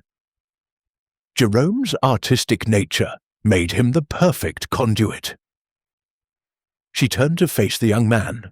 Jerome, I need you to think carefully. In your dreams, in your visions, have you ever seen who actually killed the Colonel? Not the scene we found, but the moment of death itself. Jerome closed his eyes, concentrating. Yes. I see the study, but earlier. The Colonel is alive, writing at his desk. Someone enters through the window. But it's impossible. The window is locked from the inside. Who enters? I can't see clearly. The figure is shifting, changing. Sometimes it looks like Constance, sometimes like someone else entirely. But whoever it is, they're not entirely solid. They're like a shadow made of time itself. Miss Marple nodded grimly. Then we're not just dealing with murder, or even supernatural manifestation. We're dealing with someone who has learned to move between timelines, to exist in multiple realities simultaneously. And I fear that before this is over, we'll discover that the line between the living and the dead is far thinner than we ever imagined. The paintings seem to shimmer in the morning light, their impossible scenes shifting and changing like windows into other worlds. And somewhere in those other worlds, Miss Marple was certain, lay the key to solving not just the Colonel's murder, but the mystery of time itself. Chapter 8. The Doctor's Dilemma. Dr. Haydock's surgery had always been a sanctuary of medical rationality, but as he sat across from Miss Marple in his consulting room, surrounded by files that defied all logical explanation, he felt that sanctuary crumbling around him. "I've been a physician for 37 years," he said, removing his spectacles to clean them with shaking hands. "I've seen disease, injury, madness in all its forms. But this challenges everything I thought I knew about the nature of reality itself." Miss Marple studied the medical files spread across his desk. Colonel Bantry's records told an impossible story.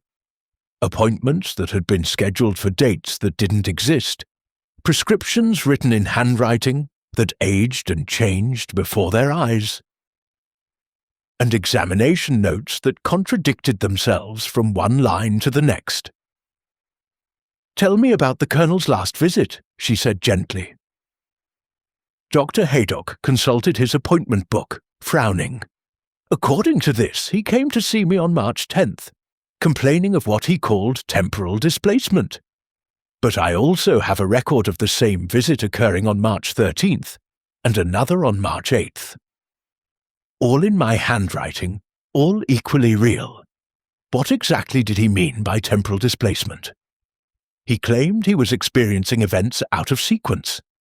He would remember conversations that hadn't happened yet, or find himself in rooms he had no memory of entering. Most disturbing, he said he was beginning to see his own death, not as a vision or premonition, but as a memory of something that had already occurred." Miss Marple picked up one of the prescription forms. The ink seemed to shift and flow as she watched, the words rearranging themselves. "What did you prescribe for him?" "That's just it. I can't remember. The prescription changes every time I look at it. Sometimes it's for laudanum, sometimes for a sedative that won't be invented for another decade, sometimes for medicines that don't exist at all." Inspector Slack, who had been pacing by the window, turned sharply. "Are you saying you prescribed non-existent drugs?" "I'm saying I have written records of prescribing them in my own hand, but I have no memory of writing them. It's as if someone else is using my hand to write prescriptions in a timeline I'm not fully experiencing." Dr. Haydock opened another file, this one belonging to Jerome Clement. "The young artist's case is even more puzzling. I've been treating him for what appears to be chronic temporal sensitivity. His body exists in our timeline, but his consciousness seems to drift between past and future." "Is such a condition medically possible?" Miss Marple asked. "According to everything I learned in medical school, absolutely not. But I've documented physical symptoms that correspond to his claims of temporal displacement. His pulse sometimes beats in reverse. His body temperature fluctuates wildly without any apparent cause, and his reflexes respond to stimuli that haven't occurred yet." He showed them a series of test results that made no sense. Jerome's blood work showed antibodies for diseases he had never contracted, and cellular aging patterns that suggested he was simultaneously 25 and 50 years old. "There's more, Doctor." Haydock continued, his voice dropping to a whisper. "I've been experiencing symptoms myself. Yesterday, or perhaps it was tomorrow, I found myself treating patients I've never seen before, for conditions that don't exist. I have clear memories of performing surgery on a woman who died 30 years ago and prescribing treatments for a plague that hasn't happened yet." Miss Marple leaned forward with interest. "These memories, Are they as vivid as your normal recollections? More vivid, if anything. I can remember the smell of the operating theatre, the weight of the surgical instruments, the patient's vital signs. But when I try to verify these memories, I find no record of them in our timeline. Inspector Slack was growing increasingly frustrated. This is all very interesting, but how does it help us solve the Colonel's murder? We need facts, not fantasies about multiple timelines. But what if the facts themselves are unstable? Dr. Haydock asked. What if the very nature of evidence changes depending on which timeline we're observing from? He pulled out a photograph from the Colonel's medical file, a standard medical photograph taken during a routine examination. But as they watched, the image began to change. The Colonel's appearance shifted between different ages, and the background showed his study at different time periods. "I took this photograph last week, Doctor," Haydock said, "but it shows the Colonel as he was 20 years ago, 10 years ago, and as he would have been if he had lived to be 80. All simultaneously." Miss Marple studied the shifting photograph carefully. "Doctor, in your medical opinion, could the Colonel have committed suicide?" "Which Colonel?" Dr. Haydock asked wearily. "The one from last week who was in perfect health? The one from yesterday who was suffering from temporal displacement? Or the one from tomorrow who was already dead when I examined him?" "You examined him after his death?" "According to my notes, yes. I have a complete post-mortem report dated March 16th, tomorrow. But I also have notes from examining him while he was alive on the same date. Both sets of notes are in my handwriting. Both are equally real." Inspector Slack snatched the post-mortem report. "This says the cause of death was temporal paradox resulting in cardiac arrest. What does that mean?"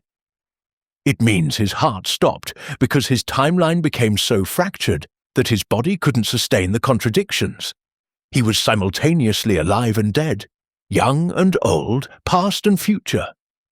The human heart isn't designed to pump blood through multiple timelines." Miss Marple was examining another document, a consultation note that seemed to be written in multiple hands. All of them Dr. Haydock's, but from different time periods.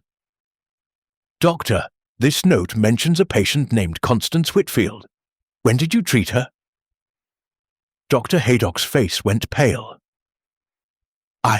I have no memory of treating anyone by that name. But you're right, there's a complete medical file here. According to this, I treated her for temporal anchoring syndrome in 1895.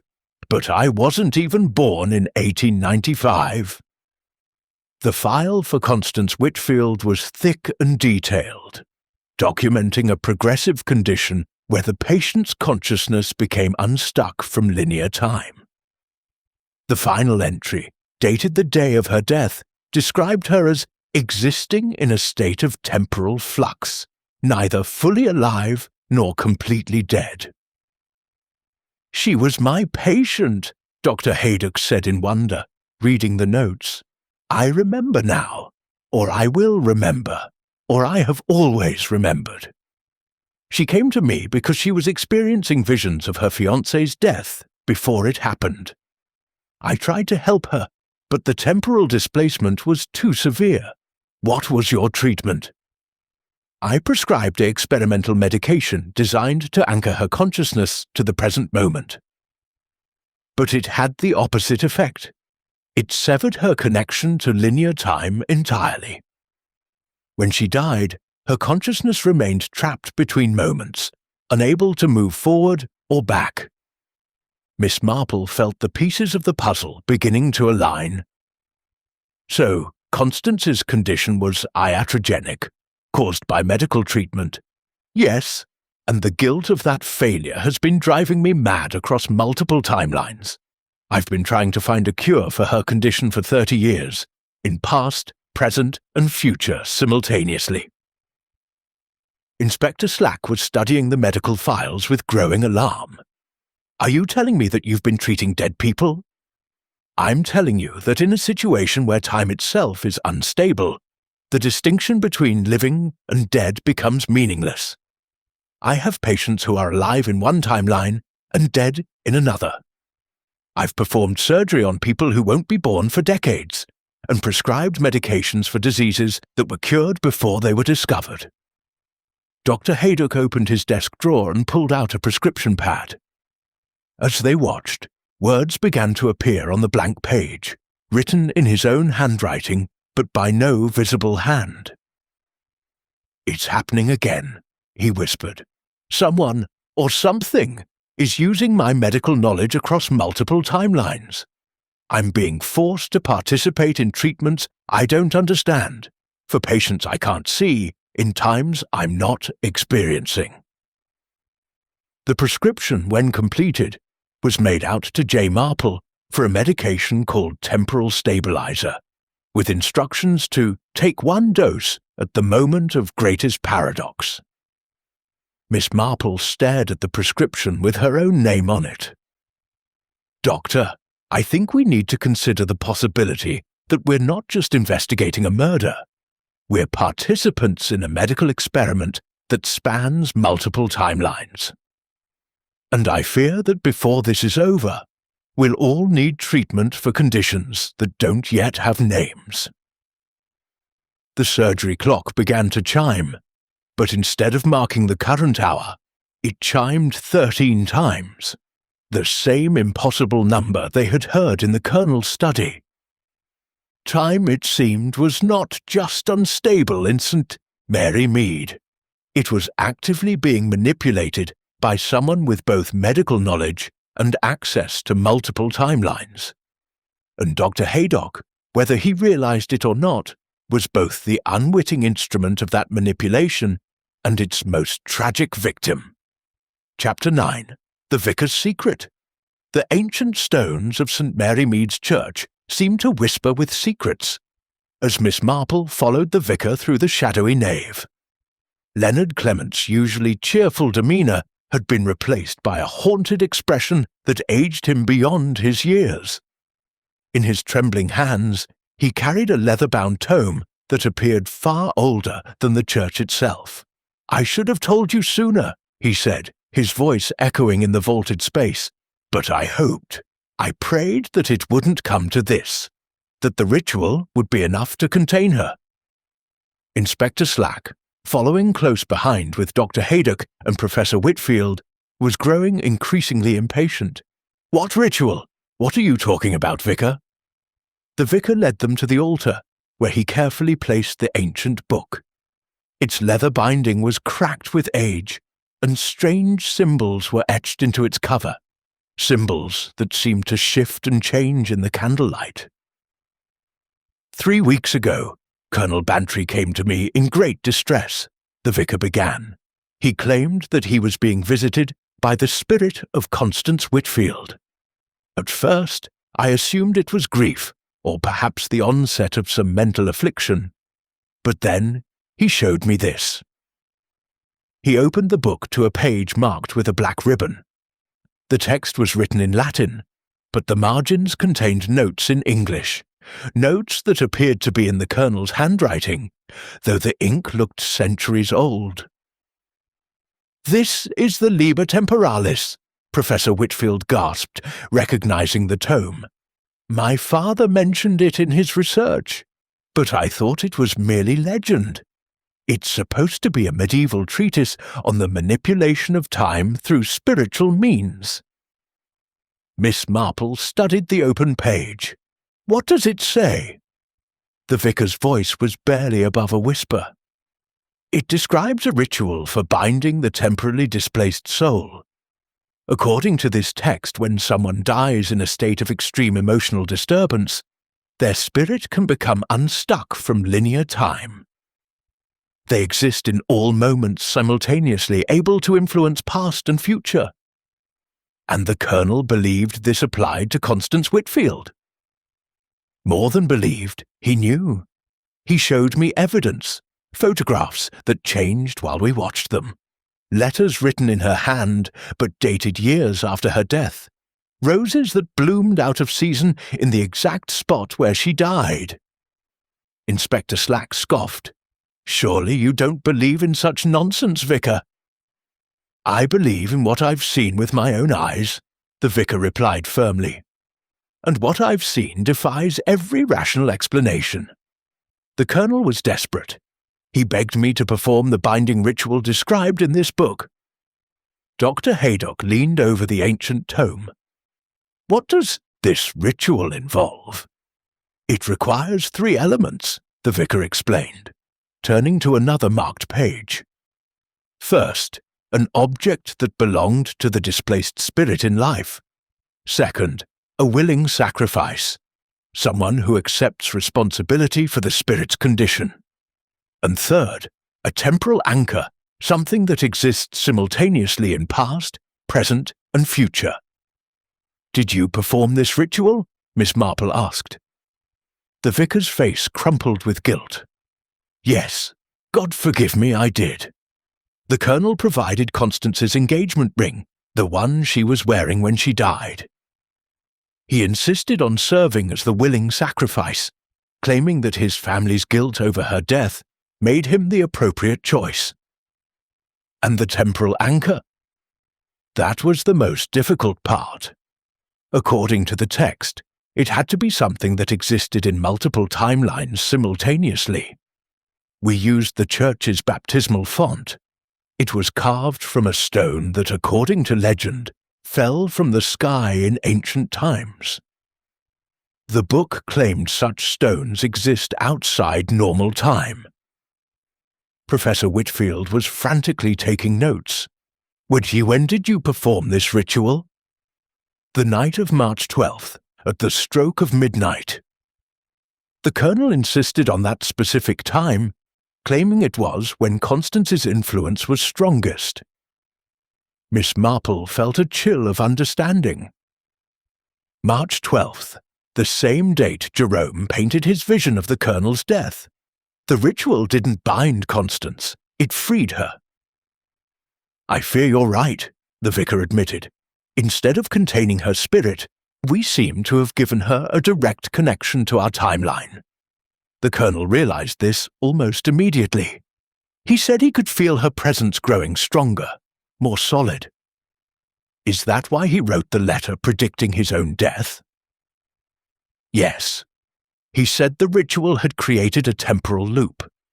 By trying to prevent Constance's return, he had ensured it would happen. He saw his own death as the only way to break the cycle. Inspector Slack was studying the ritual description with growing alarm. "This talks about human sacrifice. Are you telling me the colonel killed himself as part of some pagan ritual?" "Not pagan," the vicar corrected. The Liber Temporalis was written by medieval Christian scholars who believed that time itself was a divine creation that could be influenced through prayer and sacrifice. They saw temporal manipulation as a form of communion with God's eternal nature. Dr. Haydock had been examining the baptismal font.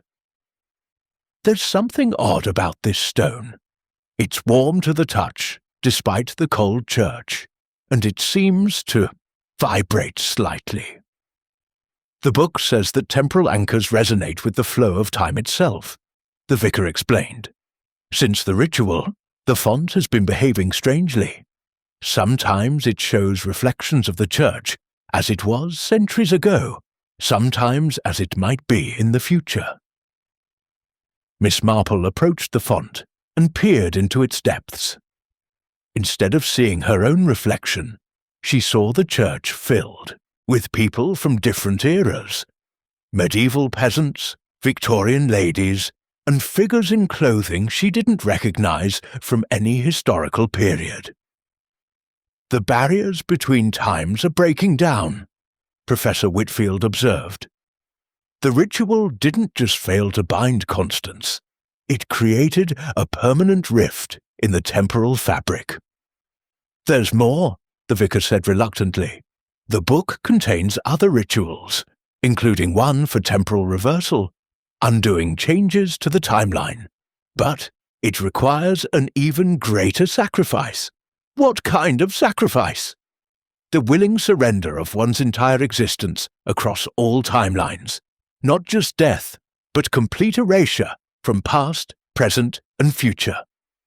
As if the person had never existed at all. The implications of this hung heavy in the air. Miss Marple turned to the vicar with a sharp look. "You're considering performing this ritual, aren't you?" "I caused this," he said simply. "My attempt to help the Colonel has unleashed something terrible upon our village. If my complete erasure from existence would undo the damage—" "No," Miss Marple said firmly, "that's not the answer. If you erase yourself from all timelines, you'll create even more paradoxes. Everyone whose life you've touched, every decision influenced by your existence, would be altered. The cure would be worse than the disease." Professor Whitfield was studying another section of the book. There might be another way. According to this, temporal rifts can sometimes be sealed by fulfilling the original purpose that created them.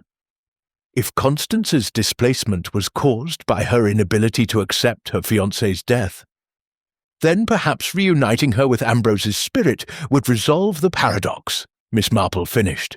But how does one reunite the living with the dead across multiple timelines? The vicar's eyes lit up with sudden understanding. "The church records. I've been researching our burial records since this began, and I found something extraordinary. Ambrose Whitfield isn't buried in France as everyone believed. His body was returned to England and buried in our churchyard, in an unmarked grave." "Why unmarked?" "Because he didn't die at Gallipoli. According to the military records I found hidden in the church archives, he deserted his post and returned to England to marry Constance. But he arrived the day after she had taken poison. He died of grief 3 days later and was buried secretly to avoid the scandal of desertion." The revelation hung in the air like a thunderclap. Miss Marple felt the final pieces of the puzzle beginning to fall into place. So, Constance died, believing Ambrose had abandoned her, and Ambrose died knowing he had arrived too late to save her. Both died in states of extreme emotional disturbance. Both became temporally displaced. "But if Ambrose is also unstuck in time," Dr. Haydock said slowly, "then perhaps the solution isn't to bind Constance, but to help them find each other across the timelines." The vicar nodded, grimly. "The question is, how do we reunite two spirits who exist in all times and no time simultaneously? And can we do it before Constance's growing power tears apart the fabric of reality itself?" As if in answer to his question, the church bells began to toll. Not the normal chimes marking the hour, but a complex pattern that seemed to echo across multiple time periods simultaneously. Outside, the sky was darkening despite the early hour, and the very air seemed to thicken with temporal disturbance. The final confrontation was approaching, and Miss Marple realized that the fate of not just St. Mary Mead, but of time itself, might depend on their ability to heal a love story that had been broken across the centuries. Chapter 10. The Mirror in the Attic. The narrow stairs to Gossington Hall's attic creaked ominously under their feet as Miss Marple led the small group upward. Dust motes danced in the pale afternoon light, filtering through grimy windows, and the air was thick with the musty scent of decades-old secrets. Inspector Slack had reluctantly agreed to this expedition after the discovery of the Liber Temporalis, though his skepticism remained evident in every muttered complaint. "I still don't see why we need to search the attic," he grumbled, pausing to catch his breath on the landing. "If there are clues to be found, surely they'd be in the Colonel's study or personal effects." "Sometimes the most important truths are hidden in the places we least expect to look," Miss Marple replied, her keen eyes already scanning the cluttered space they had entered. And according to the church records, the Whitfield family had connections to this house long before the Colonel purchased it.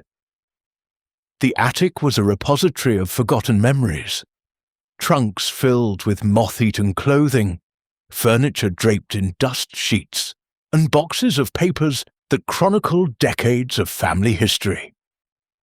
But it was the far corner that drew Miss Marple's attention, where something large stood covered by a heavy black cloth. Professor Sarah Whitfield moved toward it with obvious recognition. I remember this from my childhood visits. Grandmother always said it was too dangerous to uncover, that some mirrors showed more than mere reflections. Dr. Haydock helped them pull away the cloth, revealing an ornate standing mirror that seemed to absorb rather than reflect the dim light. The frame was carved from dark wood and inlaid with the same strange symbols they had seen in the Liber Temporalis. But it was the mirror's surface that made them all step back in alarm. Instead of showing their own reflections, the glass displayed the attic as it had been decades earlier, furnished differently, with different objects, and occupied by people in period dress, who moved about their business as if unaware they were being observed. "Good Lord," Dr. Haydock breathed. "It's like looking through a window into the past." "Not just the past," Professor Whitfield corrected, her voice tight with scientific fascination and fear. "Watch carefully. The scenes are changing." Indeed, the mirror's surface rippled like water, and the images shifted. Now they saw the attic in what appeared to be the future, empty and abandoned, with ivy growing through broken windows. Then it changed again, showing the space filled with strange machinery that none of them recognized. Miss Marple approached the mirror cautiously. "Professor Whitfield, your father's research mentioned temporal viewing devices. Could this be one of them?" "It's possible. Father theorized that certain materials, when properly configured, could create windows between different time periods, but he never managed to construct a working model." Inspector Slack, despite his skepticism, found himself drawn to the mirror's hypnotic display. If this thing really shows different times, then perhaps we can use it to see what actually happened to the Colonel. "Be careful," Miss Marple warned.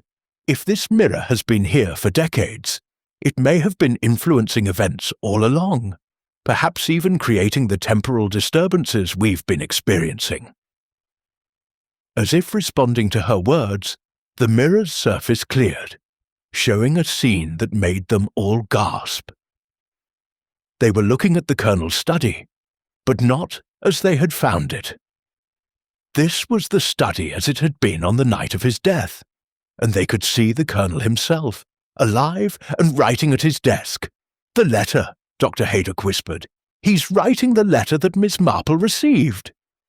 They watched in fascination as the scene unfolded.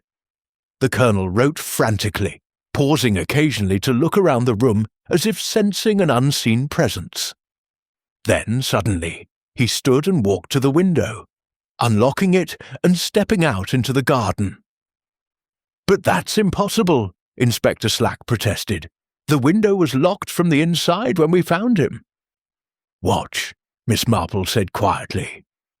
In the mirror, they saw the Colonel in the rose garden, kneeling beside a particular bush. He appeared to be speaking to someone, though no one else was visible. Then, to their amazement, a figure began to materialize. A woman in Victorian dress, translucent at first, but growing more solid. "Constance?" Professor Whitfield breathed. The scene in the mirror showed a conversation between the Colonel and Constance's spirit, though they could hear no words. The Colonel appeared to be pleading with her, gesturing toward the house. Constance's responses seemed angry, her form flickering between beautiful and terrible. Then something changed. Another figure appeared in the garden, a man in military uniform who looked remarkably like Jerome Clement. The newcomer approached Constance, and her entire demeanour transformed. She reached toward him with desperate longing. Ambrose, Miss Marple realized. That must be Ambrose Whitfield. But as the two spirits moved toward each other, something went wrong. Instead of embracing, they seemed to repel each other as if some force was keeping them apart. Constance's form became more solid, while Ambrose's grew fainter, until he disappeared entirely. In the mirror, they watched Constance turn on the Colonel with fury. She raised her hand and he clutched his chest, staggering backward toward the house. He managed to climb back through the study window, but his movements were laboured, as if fighting against some invisible force. "She's controlling him," Dr. Haydock said in horror, "forcing him to return to the study." They watched the Colonel sit heavily in his chair, pick up his revolver, and place it to his temple. But his face showed no despair, only a grim determination, as if he was making a conscious choice rather than being compelled. "He's not being forced," Miss Marple corrected. "He's choosing to die. But why?" The answer came as they watched Constance follow the Colonel into the study.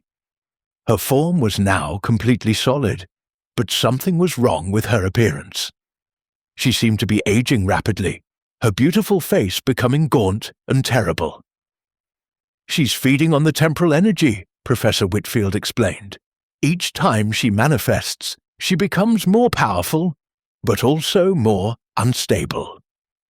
The Colonel realized that his death might disrupt her connection to this timeline. In the mirror, they saw the Colonel mouth words that looked like "I'm sorry" before pulling the trigger. The moment he died, Constance's form began to flicker and fade, but she didn't disappear entirely. Instead, she seemed to merge with the room itself, becoming part of the temporal disturbance that had plagued the study ever since. "So it was suicide," Inspector Slack said with relief. "The Colonel killed himself to prevent Constance from fully manifesting." "But it didn't work," Miss Marple pointed out. "She's still here, still growing stronger. The Colonel's sacrifice only delayed the inevitable." The mirror's surface rippled again, and now they saw a different scene. The attic itself, but from an earlier time. A young woman was standing before the mirror, and Miss Marple recognized her immediately as Constance Whitfield in life. Behind the mirror, they could see letters and documents that had been hidden there for decades. Miss Marple carefully reached behind the frame and retrieved a bundle of papers tied with a faded ribbon. The letters were correspondence between Constance and Ambrose, but the dates were impossible. Some were written before they met, others after both had died. The handwriting shifted and changed, sometimes appearing fresh, sometimes faded with age. One letter in Constance's hand was particularly revealing. "My dearest Ambrose, I have discovered the secret of the mirror. It is not merely a window between times, but a doorway. Through it I can reach across the years to touch your hand, to speak with you as if death had never parted us. But the mirror demands a price. Each time I use it, I become less anchored to my own time, and more scattered across all. Times I fear I am losing myself in the temporal currents, but I cannot stop. The thought of existing without you is unbearable. If I must become a creature of all times and no time to be with you, then so be it, forever yours, across all the years that separate us, Constance." She's been using the mirror to try to reach Ambrose, Miss Marple realized, but instead of bringing them together, it's been tearing them further apart, scattering them across different timelines. Professor Whitfield was examining the mirror's frame more closely. "These symbols, they're not just decorative. They're a form of temporal mathematics. equations for manipulating the flow of time. Someone with knowledge of my father's theories created this device." "But who?" Dr. Haydock asked. The answer came from an unexpected source. In the mirror's surface, they saw one final scene, the attic as it had been in 1895, with a man working frantically to complete the mirror's construction. The man looked up, and they saw the face of Professor Ambrose Whitfield himself. "Father built this," Professor Whitfield whispered. "He built it to try to save Constance, to find a way to prevent her death. But instead, he created the very instrument of her temporal displacement." The mirror's surface went dark, reflecting only their own shocked faces. But Miss Marple noticed something else. In the reflection standing behind them was the translucent figure of a man in military uniform. Ambrose Whitfield was there in the attic with them, trapped between the mirror and reality, watching helplessly as his beloved Constance grew more powerful and more dangerous with each passing moment. "The solution isn't to destroy the mirror," Miss Marple said suddenly. "It's to use it properly. If Ambrose built it to save Constance, then perhaps it can still serve that purpose. We need to find a way to bring them together through the mirror, to reunite them in a single timeline where they can finally find peace." But even as she spoke, the mirror began to crack, spiderweb fractures spreading across its surface. The temporal strain was becoming too great, and Miss Marple realized they had very little time left before the mirror, and perhaps reality itself, shattered completely. Chapter 11. The Poison That Wasn't There.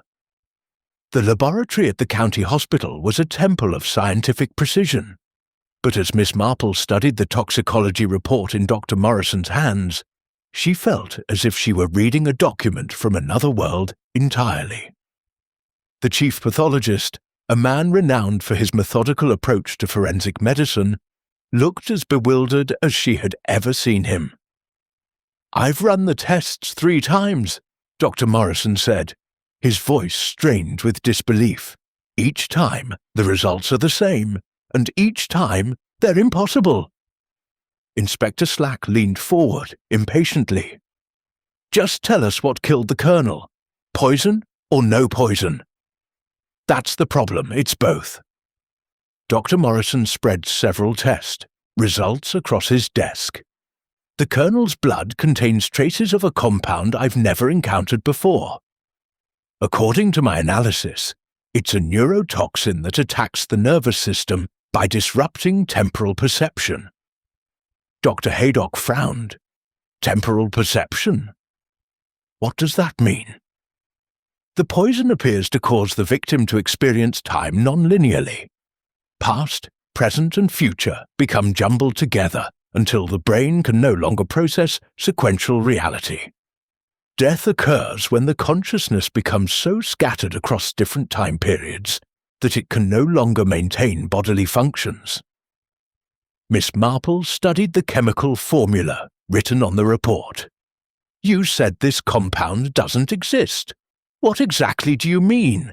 "I mean it won't be discovered until 1932, Dr. Morrison replied, his voice barely above a whisper. "I've checked every toxicology reference, consulted with colleagues in London and Edinburgh. This particular neurotoxin is mentioned in theoretical papers that won't be published for another 7 years." Professor Sarah Whitfield, who had accompanied them to the hospital, examined the formula with growing excitement. "This is extraordinary. Someone has synthesized a compound from the future and used it to murder the colonel in the past." "That's impossible," Inspector Slack declared, though his protests were becoming increasingly half-hearted. "Is it?" Miss Marple asked. "We've seen newspapers from tomorrow, mirrors that show multiple timelines, and clocks that run backwards. Why should poison from the future be any more impossible?" Dr. Morrison pulled out another set of test results. "There's more. I also found traces of an antidote in the kernel system. a compound that neutralizes the temporal neurotoxin. But here's the truly bizarre part. The antidote was administered after the colonel died. How is that possible? According to the tissue analysis, the antidote was introduced into his bloodstream approximately 6 hours post-mortem. But it's not just any antidote. It's one that won't be developed until 1940. Dr. Haydock was studying the reports with professional fascination. So someone from the future poisoned the colonel with a future toxin. Then someone else from an even more distant future tried to save him with an even more advanced antidote. It appears so. But the antidote arrived too late to save his life, though it may have prevented something worse. What could be worse than death? Inspector Slack asked. Professor Whitfield had been making calculations on a piece of paper. Temporal dissolution. If the poison had run its full course, the colonel's consciousness would have been scattered across multiple timelines permanently. He would have become like Constance, existing in all times and no time simultaneously.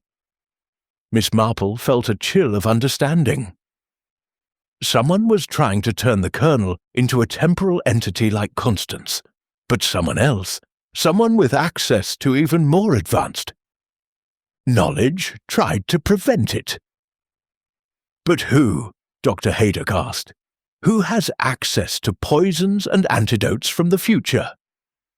The answer came from an unexpected source. Dr. Morrison's assistant, a young woman named Helen, entered the laboratory carrying a sealed envelope. Dr. Morrison, this was just delivered for Miss Marple. The messenger said it was urgent. Miss Marple opened the envelope with trembling fingers. Inside was a single sheet of paper with a message written in her own handwriting. Dear past self, by the time you read this, you will have discovered the temporal poison. I'm writing from 1940, where I have finally learned the truth about the colonel's death. The poison was administered by someone calling themselves the temporal physician, a person who has learned to move freely between timelines. The antidote I sent back was too late to save Arthur, but it prevented his consciousness from being harvested for temporal energy. The temporal physician is collecting displaced souls to power a device that will allow them to rewrite history itself. You must find the source of the poison before midnight on March 16th. Look for someone who has access to both medical knowledge and temporal manipulation technology. Trust no one completely. The temporal physician may be someone you know, someone who appears to be helping. Time is running out, literally. Your future self, Jane Marple, 1940. The laboratory fell silent as they absorbed the implications of the letter. Inspector Slack was the first to speak. This is madness. People don't write letters to themselves from the future. Don't they? Miss Marple asked quietly. We've seen stranger things in the past few days, and the handwriting is definitely mine, though I have no memory of writing this letter. Dr. Morrison was examining the paper under a magnifying glass. The ink is unusual. It appears to be a type that won't be invented for several years, and the paper has a watermark I don't recognize. The temporal physician, Professor Whitfield mused. Someone with medical knowledge who can move between timelines. That narrows down our suspects considerably. Dr. Haydock looked uncomfortable. It could be me. I've been experiencing temporal displacement, treating patients from different time periods. What if I'm the temporal physician and don't remember it? Or it could be Dr. Morrison, Inspector Slack suggested. He has access to advanced laboratory equipment and knowledge of future compounds. Or someone we haven't considered yet, Miss Marple said thoughtfully. Someone who has been manipulating events from behind the scenes, using their medical knowledge to create temporal disturbances. She turned to Dr. Morrison. Doctor, I need you to analyze something else. Can you test this letter for temporal displacement? If it really is from the future, there should be some way to detect it. Dr. Morrison took the letter to his most sensitive equipment. After several minutes of testing, he returned with a puzzled expression. The paper shows signs of temporal stress, molecular patterns that suggest it has travelled through time. But more disturbing, it's aging rapidly. The ink is fading even as we watch. Indeed, the letter was becoming harder to read, the words growing fainter by the minute. It's unstable, Professor Whitfield realized. The letter is trying to return to its proper timeline. We need to act on its information quickly. Miss Marple studied the fading text, memorizing the key details. The letter mentions a device powered by displaced souls. If someone is collecting temporal entities like Constance and the Colonel, where would they keep such a device? Somewhere with access to multiple timelines, Dr. Haydock suggested. Somewhere that exists in a state of temporal flux. The church, Miss Marple said suddenly. The baptismal font that the vicar used in his ritual, it's made from a stone that exists outside normal time. If someone wanted to build a temporal manipulation device, that would be the perfect anchor point. Inspector Slack was already moving toward the door. Then we need to get to the church immediately. Wait, Dr. Morrison called out. There's one more thing. The antidote in the Colonel's system, it's still active. If we can synthesize more of it, we might be able to protect ourselves from temporal manipulation. How long would that take? With the formula from the future letter, perhaps an hour. But I'd need someone with advanced knowledge of temporal chemistry to help. Professor Whitfield stepped forward. I've studied my father's theoretical work extensively. I might be able to help. As they prepared to split up, some to synthesize the antidote, others to investigate the church, Miss Marple noticed that the letter from her future self had one final line that was still visible. Beware the one who offers to help the most. The greatest betrayals come from those we trust. The words faded completely, just as Dr. Morrison offered to accompany them to the church, his face a mask of helpful concern. Miss Marple found herself wondering, was he offering to help because he was innocent, or because he was the very person they were hunting? Time was running out, and in a case where the future was trying to rewrite the past, trust had become the most dangerous luxury of all. Chapter 12. Yesterday's tomorrow. The ancient stones of St. Mary Mead's Church seemed to pulse with an otherworldly energy as Miss Marple gathered the suspects in the nave. The baptismal font at the centre of the space glowed with an eerie phosphorescence, and the air itself seemed thick with temporal disturbance. Outside, the sky had taken on an unnatural green hue, and the church bells tolled continuously, not marking time, but mourning its passing. Ladies and gentlemen, Miss Marple began, her voice carrying clearly through the sacred space. We have reached the moment of revelation. The truth about Colonel Bantry's death, about the temporal disturbances plaguing our village, and about the identity of the person who calls themselves the temporal physician. Inspector Slack stood near the door, his hand resting on his truncheon, while Dr. Haydock positioned himself by the altar. Professor Sarah Whitfield sat in the front pew, her father's research notes spread before her. The vicar occupied his usual place, the ancient Liber Temporalis open in his lap. Jerome Clement, still pale from his encounter with Constance, leaned against a pillar for support. The key to understanding this case, Miss Marple continued, lies in recognizing that we are not dealing with a simple murder, but with a complex manipulation of time itself. Someone has been orchestrating events across multiple timelines, using their knowledge of past and future to create what appears to be an impossible crime. She moved to the baptismal font, its surface rippling with images from different time periods. The Colonel's death was not suicide, though he did pull the trigger. It was not murder in the conventional sense, though he was certainly killed by another's hand. It was something far more sinister. Temporal assassination. Temporal assassination? Inspector Slack repeated. What does that mean? It means killing someone by manipulating their timeline, forcing them into a situation where death becomes inevitable. The Colonel was poisoned with a neurotoxin from the future, a compound that scattered his consciousness across multiple time periods. In his confused state, he saw his own death as the only way to prevent a greater catastrophe. Miss Marple turned to face the assembled group. But the poison was not administered in our timeline. It was introduced into his system during one of his temporal displacements, when his consciousness was visiting a future where the compound existed. Dr. Haydock frowned. How is such a thing possible? Through the use of a device that can anchor consciousness in multiple timelines simultaneously. A device powered by the temporal energy of displaced souls, souls like Constance Whitfield, who exist in all times and no time. She gestured toward the font.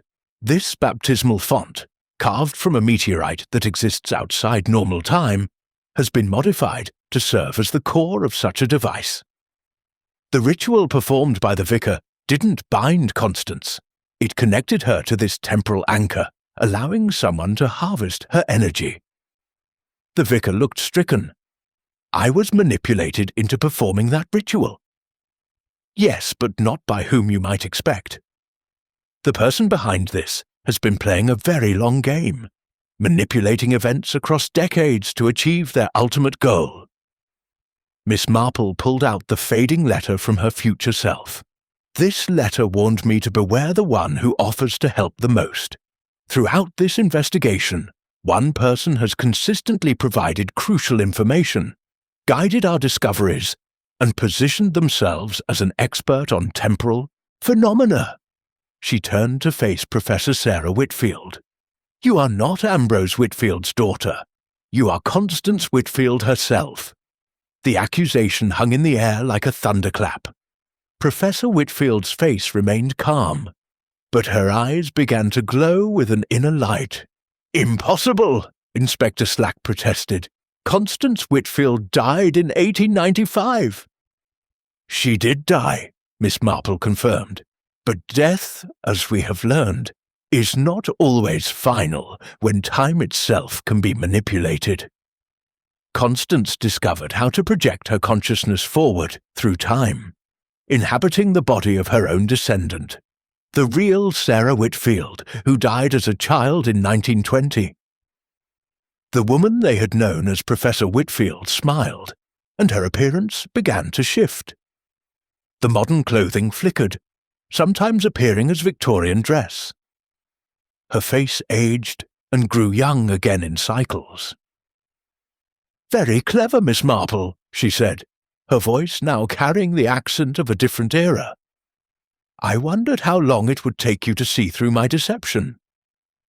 The clues were there from the beginning, Miss Marple continued. Your knowledge of your father's work was too intimate, too personal. You spoke of Ambrose not as a daughter remembering a parent, but as a lover remembering her beloved. And your reaction to Jerome, you saw in him not just a resemblance to Ambrose, but Ambrose himself. Constance Sarah laughed, a sound like breaking crystal. Jerome is Ambrose, reborn into a new timeline. I have been guiding events to ensure his birth, his artistic sensitivity, his presence here at the crucial moment. Everything has been orchestrated to bring us together again. But why kill the Colonel? Dr. Haydock demanded. Arthur Bantry was a temporal anchor, Constance explained. His guilt over my death, his family's connection to this place, made him a perfect conduit for temporal energy. By killing him in a state of temporal displacement, I could harvest that energy to power my device. She gestured toward the baptismal font, which was now glowing brighter. With enough temporal energy, I can rewrite history itself. I can prevent Ambrose's death, ensure our marriage, create a timeline where we live happily together. But at what cost? Miss Marple asked. Rewriting history on that scale would unravel countless other lives, destroy entire timelines. I don't care, Constance said simply. I have existed in temporal limbo for 30 years, watching the man I love live and die in different timelines, always just out of reach. If I must destroy 1,000 realities to save one where we can be together, so be it. Jerome stepped forward, his face pale but determined. I won't let you do this. I may carry Ambrose's soul, but I am not him. I have my own life, my own choices. You don't understand, Constance pleaded, her form becoming more solid, more beautiful. We are meant to be together. Across all time, in every reality, our love is the one constant. Love doesn't destroy worlds, Jerome replied firmly. What you're describing isn't love, it's obsession. Constance's face twisted with rage. Then you leave me no choice. If you won't come willingly, I'll take what I need by force. She raised her hand, and temporal energy crackled around her fingers. The baptismal font began to spin, its surface showing images of colliding timelines. The church itself seemed to groan under the strain of multiple realities, trying to exist in the same space. Stop! The vicar cried, raising the Liber Temporalis. There is another way. He began to read from the ancient book, his voice growing stronger with each word. The ritual of temporal severance. It can cut the connection between a displaced soul and the timeline they're trying to manipulate.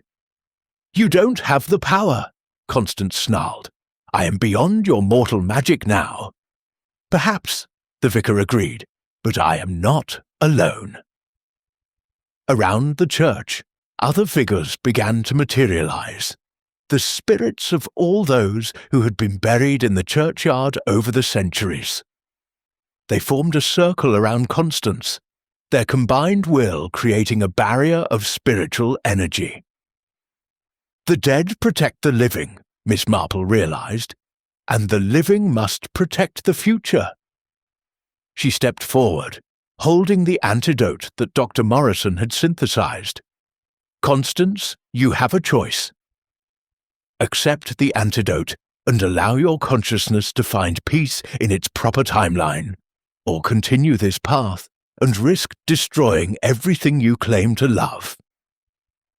For a moment, Constance wavered.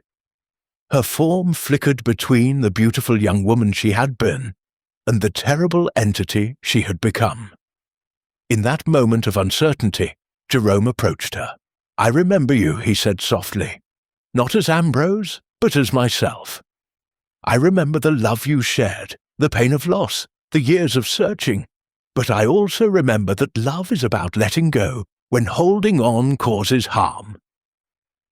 Constance looked into his eyes and saw not Ambrose, but Jerome, a separate person with his own soul, his own destiny.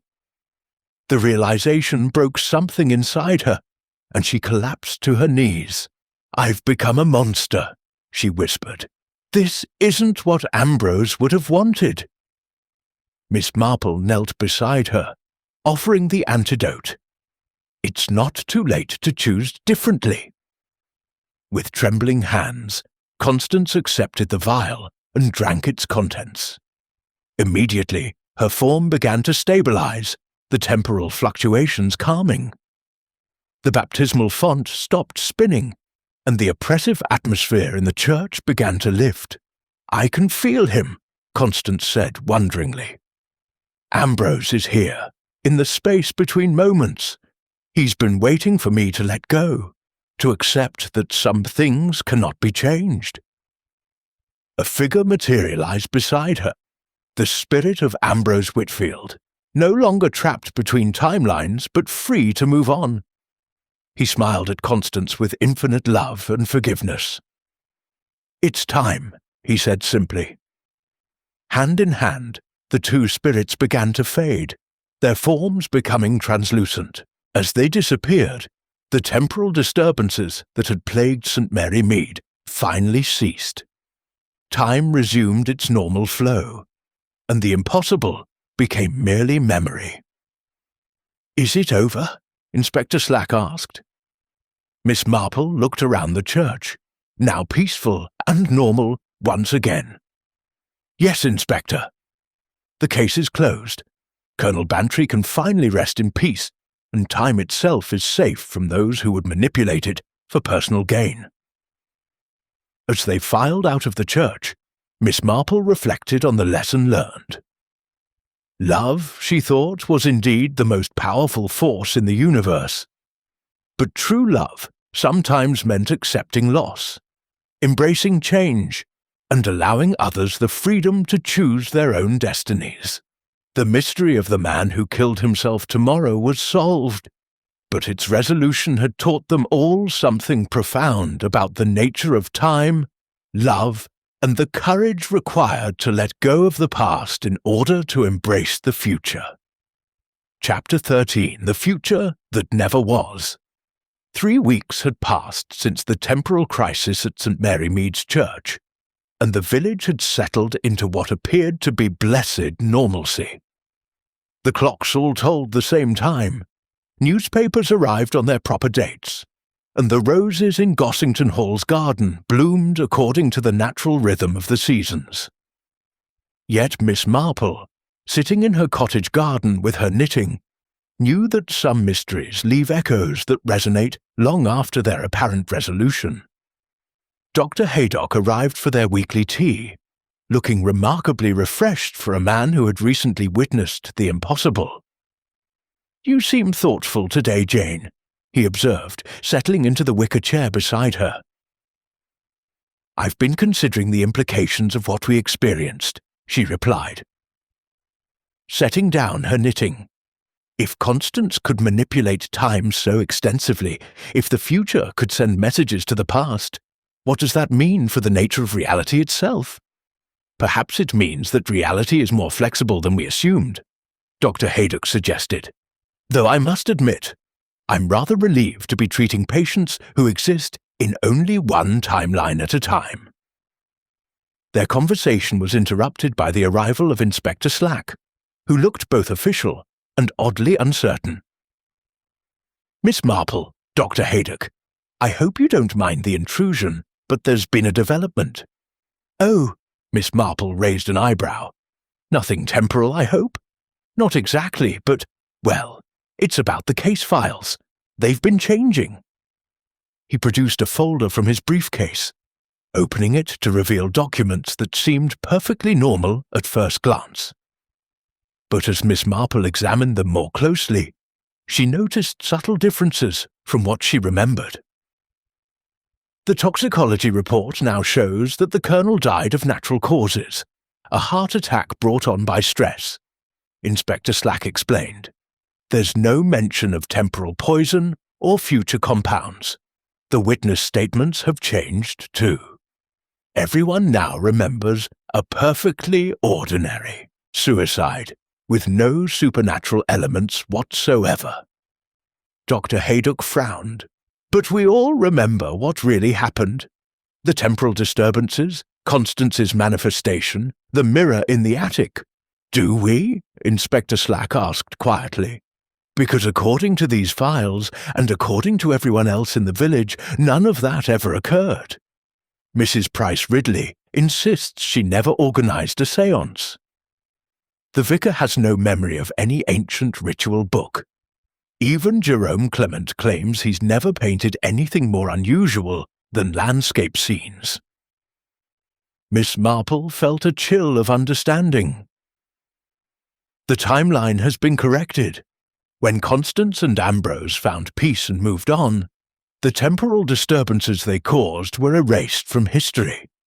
Reality has healed itself, smoothing over the scars of temporal manipulation. "But why do we still remember?" Dr. Haydock asked. "Perhaps because we were at the centre of the resolution," Miss Marple suggested. "We retain our memories as a kind of temporal scar tissue, evidence of what was, even though it officially never happened." Inspector Slack looked troubled. "So, what do I do with these files? How do I close a case that officially never existed?" "You file them under death by natural causes and move on," Miss Marple advised gently. "The truth has been served, even if history has chosen to forget it." As Inspector Slack departed, still shaking his head in bewilderment, Miss Marple and Dr. Haydock sat in contemplative silence. The afternoon sun cast long shadows across the garden, and somewhere in the distance the church bells chimed the hour with perfect regularity. "There's something else, Doctor," Haydock said eventually. "I've been going through my medical files, and I found something odd. I have a patient record for someone named Sarah Whitfield, not the professor we knew, but a young woman who died of influenza in 1920. According to my notes, she was Ambrose Whitfield's daughter, just as Constance claimed to be." "So the real Sarah Whitfield did exist," Miss Marple mused. "Constance must have chosen her identity carefully, using the death of an actual descendant to create her cover story. But here's the strange part. The death certificate has been altered. It now shows that Sarah Whitfield recovered from her illness and lived to become a respected professor of temporal studies. She died peacefully in 1960, having made significant contributions to our understanding of time." Miss Marple smiled softly. "Perhaps that's Constance's final gift, allowing the real Sarah to live the life that was stolen from her. Even in correcting the timeline, she found a way to heal old wounds." Their conversation was interrupted by the arrival of Jerome Clement, who looked healthier and more grounded than he had in weeks. "Miss Marple, Dr. Haydock, I hope you don't mind my dropping by. I wanted to thank you for your help during my difficult period." "How are you feeling, my dear?" Miss Marple asked. "Much better. The strange dreams have stopped, and I no longer feel like I'm living in multiple times at once. Though I must say, I've been having the most extraordinary inspiration for my art lately. I'm working on a series of paintings about love transcending time, though I can't quite remember where the idea came from." After Jerome left, promising to show them his new work when it was complete, Miss Marple and Dr. Haydock returned to their tea. The shadows were growing longer, and the first stars were beginning to appear in the darkening sky. "Do you think we'll ever encounter anything like this again?" Dr. Haydock asked. "I hope not," Miss Marple replied, "though I suspect that in a world where love can transcend death and time itself can be bent by strong emotion, we should be prepared for anything." As if summoned by her words, a figure appeared at the garden gate, a young woman in modern dress, but with something timeless about her bearing. She approached hesitantly, as if uncertain of her welcome. "Excuse me," she said, her voice carrying a slight accent that seemed to shift between regions. "I'm looking for Miss Jane Marple. I'm Professor Sarah Whitfield. The real one, I suppose you could say. I've come to thank you for giving me back my life." Miss Marple rose to greet her visitor, noting the woman's remarkable resemblance to the Constance they had known, but with a warmth and peace that the tormented spirit had never possessed. "My dear," Miss Marple said gently, "you have nothing to thank me for. We simply helped love find its proper place in time." "Nevertheless," Sarah said, "I wanted you to know that the work continues. There are others like Constance, souls displaced by trauma, love, or loss, existing between moments and causing temporal disturbances. I've dedicated my life to helping them find peace." She handed Miss Marple a card with an address in London. "If you ever encounter anything unusual involving time, please don't hesitate to contact me. After all, who better to handle temporal anomalies than someone who has experienced them firsthand?" As Sarah Whitfield departed, walking into the gathering dusk with the confident stride of someone who had found her purpose, Miss Marple reflected on the strange turns that life could take. The case of Colonel Bantry's impossible death had been solved, but it had opened doors to possibilities she had never imagined. "Well," Dr. Haydock said, breaking the contemplative silence, "I suppose this means our adventures in temporal investigation are far from over." "Perhaps," Miss Marple agreed, picking up her knitting once more. "But for now, I'm content to live in the present moment, one stitch at a time." The church bells chimed again, marking the passage of time with their ancient rhythm. In the distance, the lights of Gossington Hall glowed warmly through the trees, and the village of St. Mary Mead settled into another peaceful evening. The future stretched ahead, unknown but no longer threatening, while the past rested quietly in its proper place. And in her cottage garden, Miss Marple continued her knitting, each stitch a small act of faith in the orderly progression of time, each row a testament to the belief that even the most tangled mysteries could eventually be unravelled with patience, wisdom, and a willingness to see beyond the surface of things. The case was closed, but the story, like time itself, would continue, weaving new patterns from the threads of past and future, love and loss, mystery and resolution. And somewhere in the space between moments, two souls who had finally found each other walked hand in hand into whatever eternity awaited them. Their love no longer a force of destruction, but a gentle reminder that some bonds transcend even death itself. The mystery of the victim who killed himself tomorrow had become the story of love that conquered time. And in the end, that was perhaps the most satisfying resolution of all.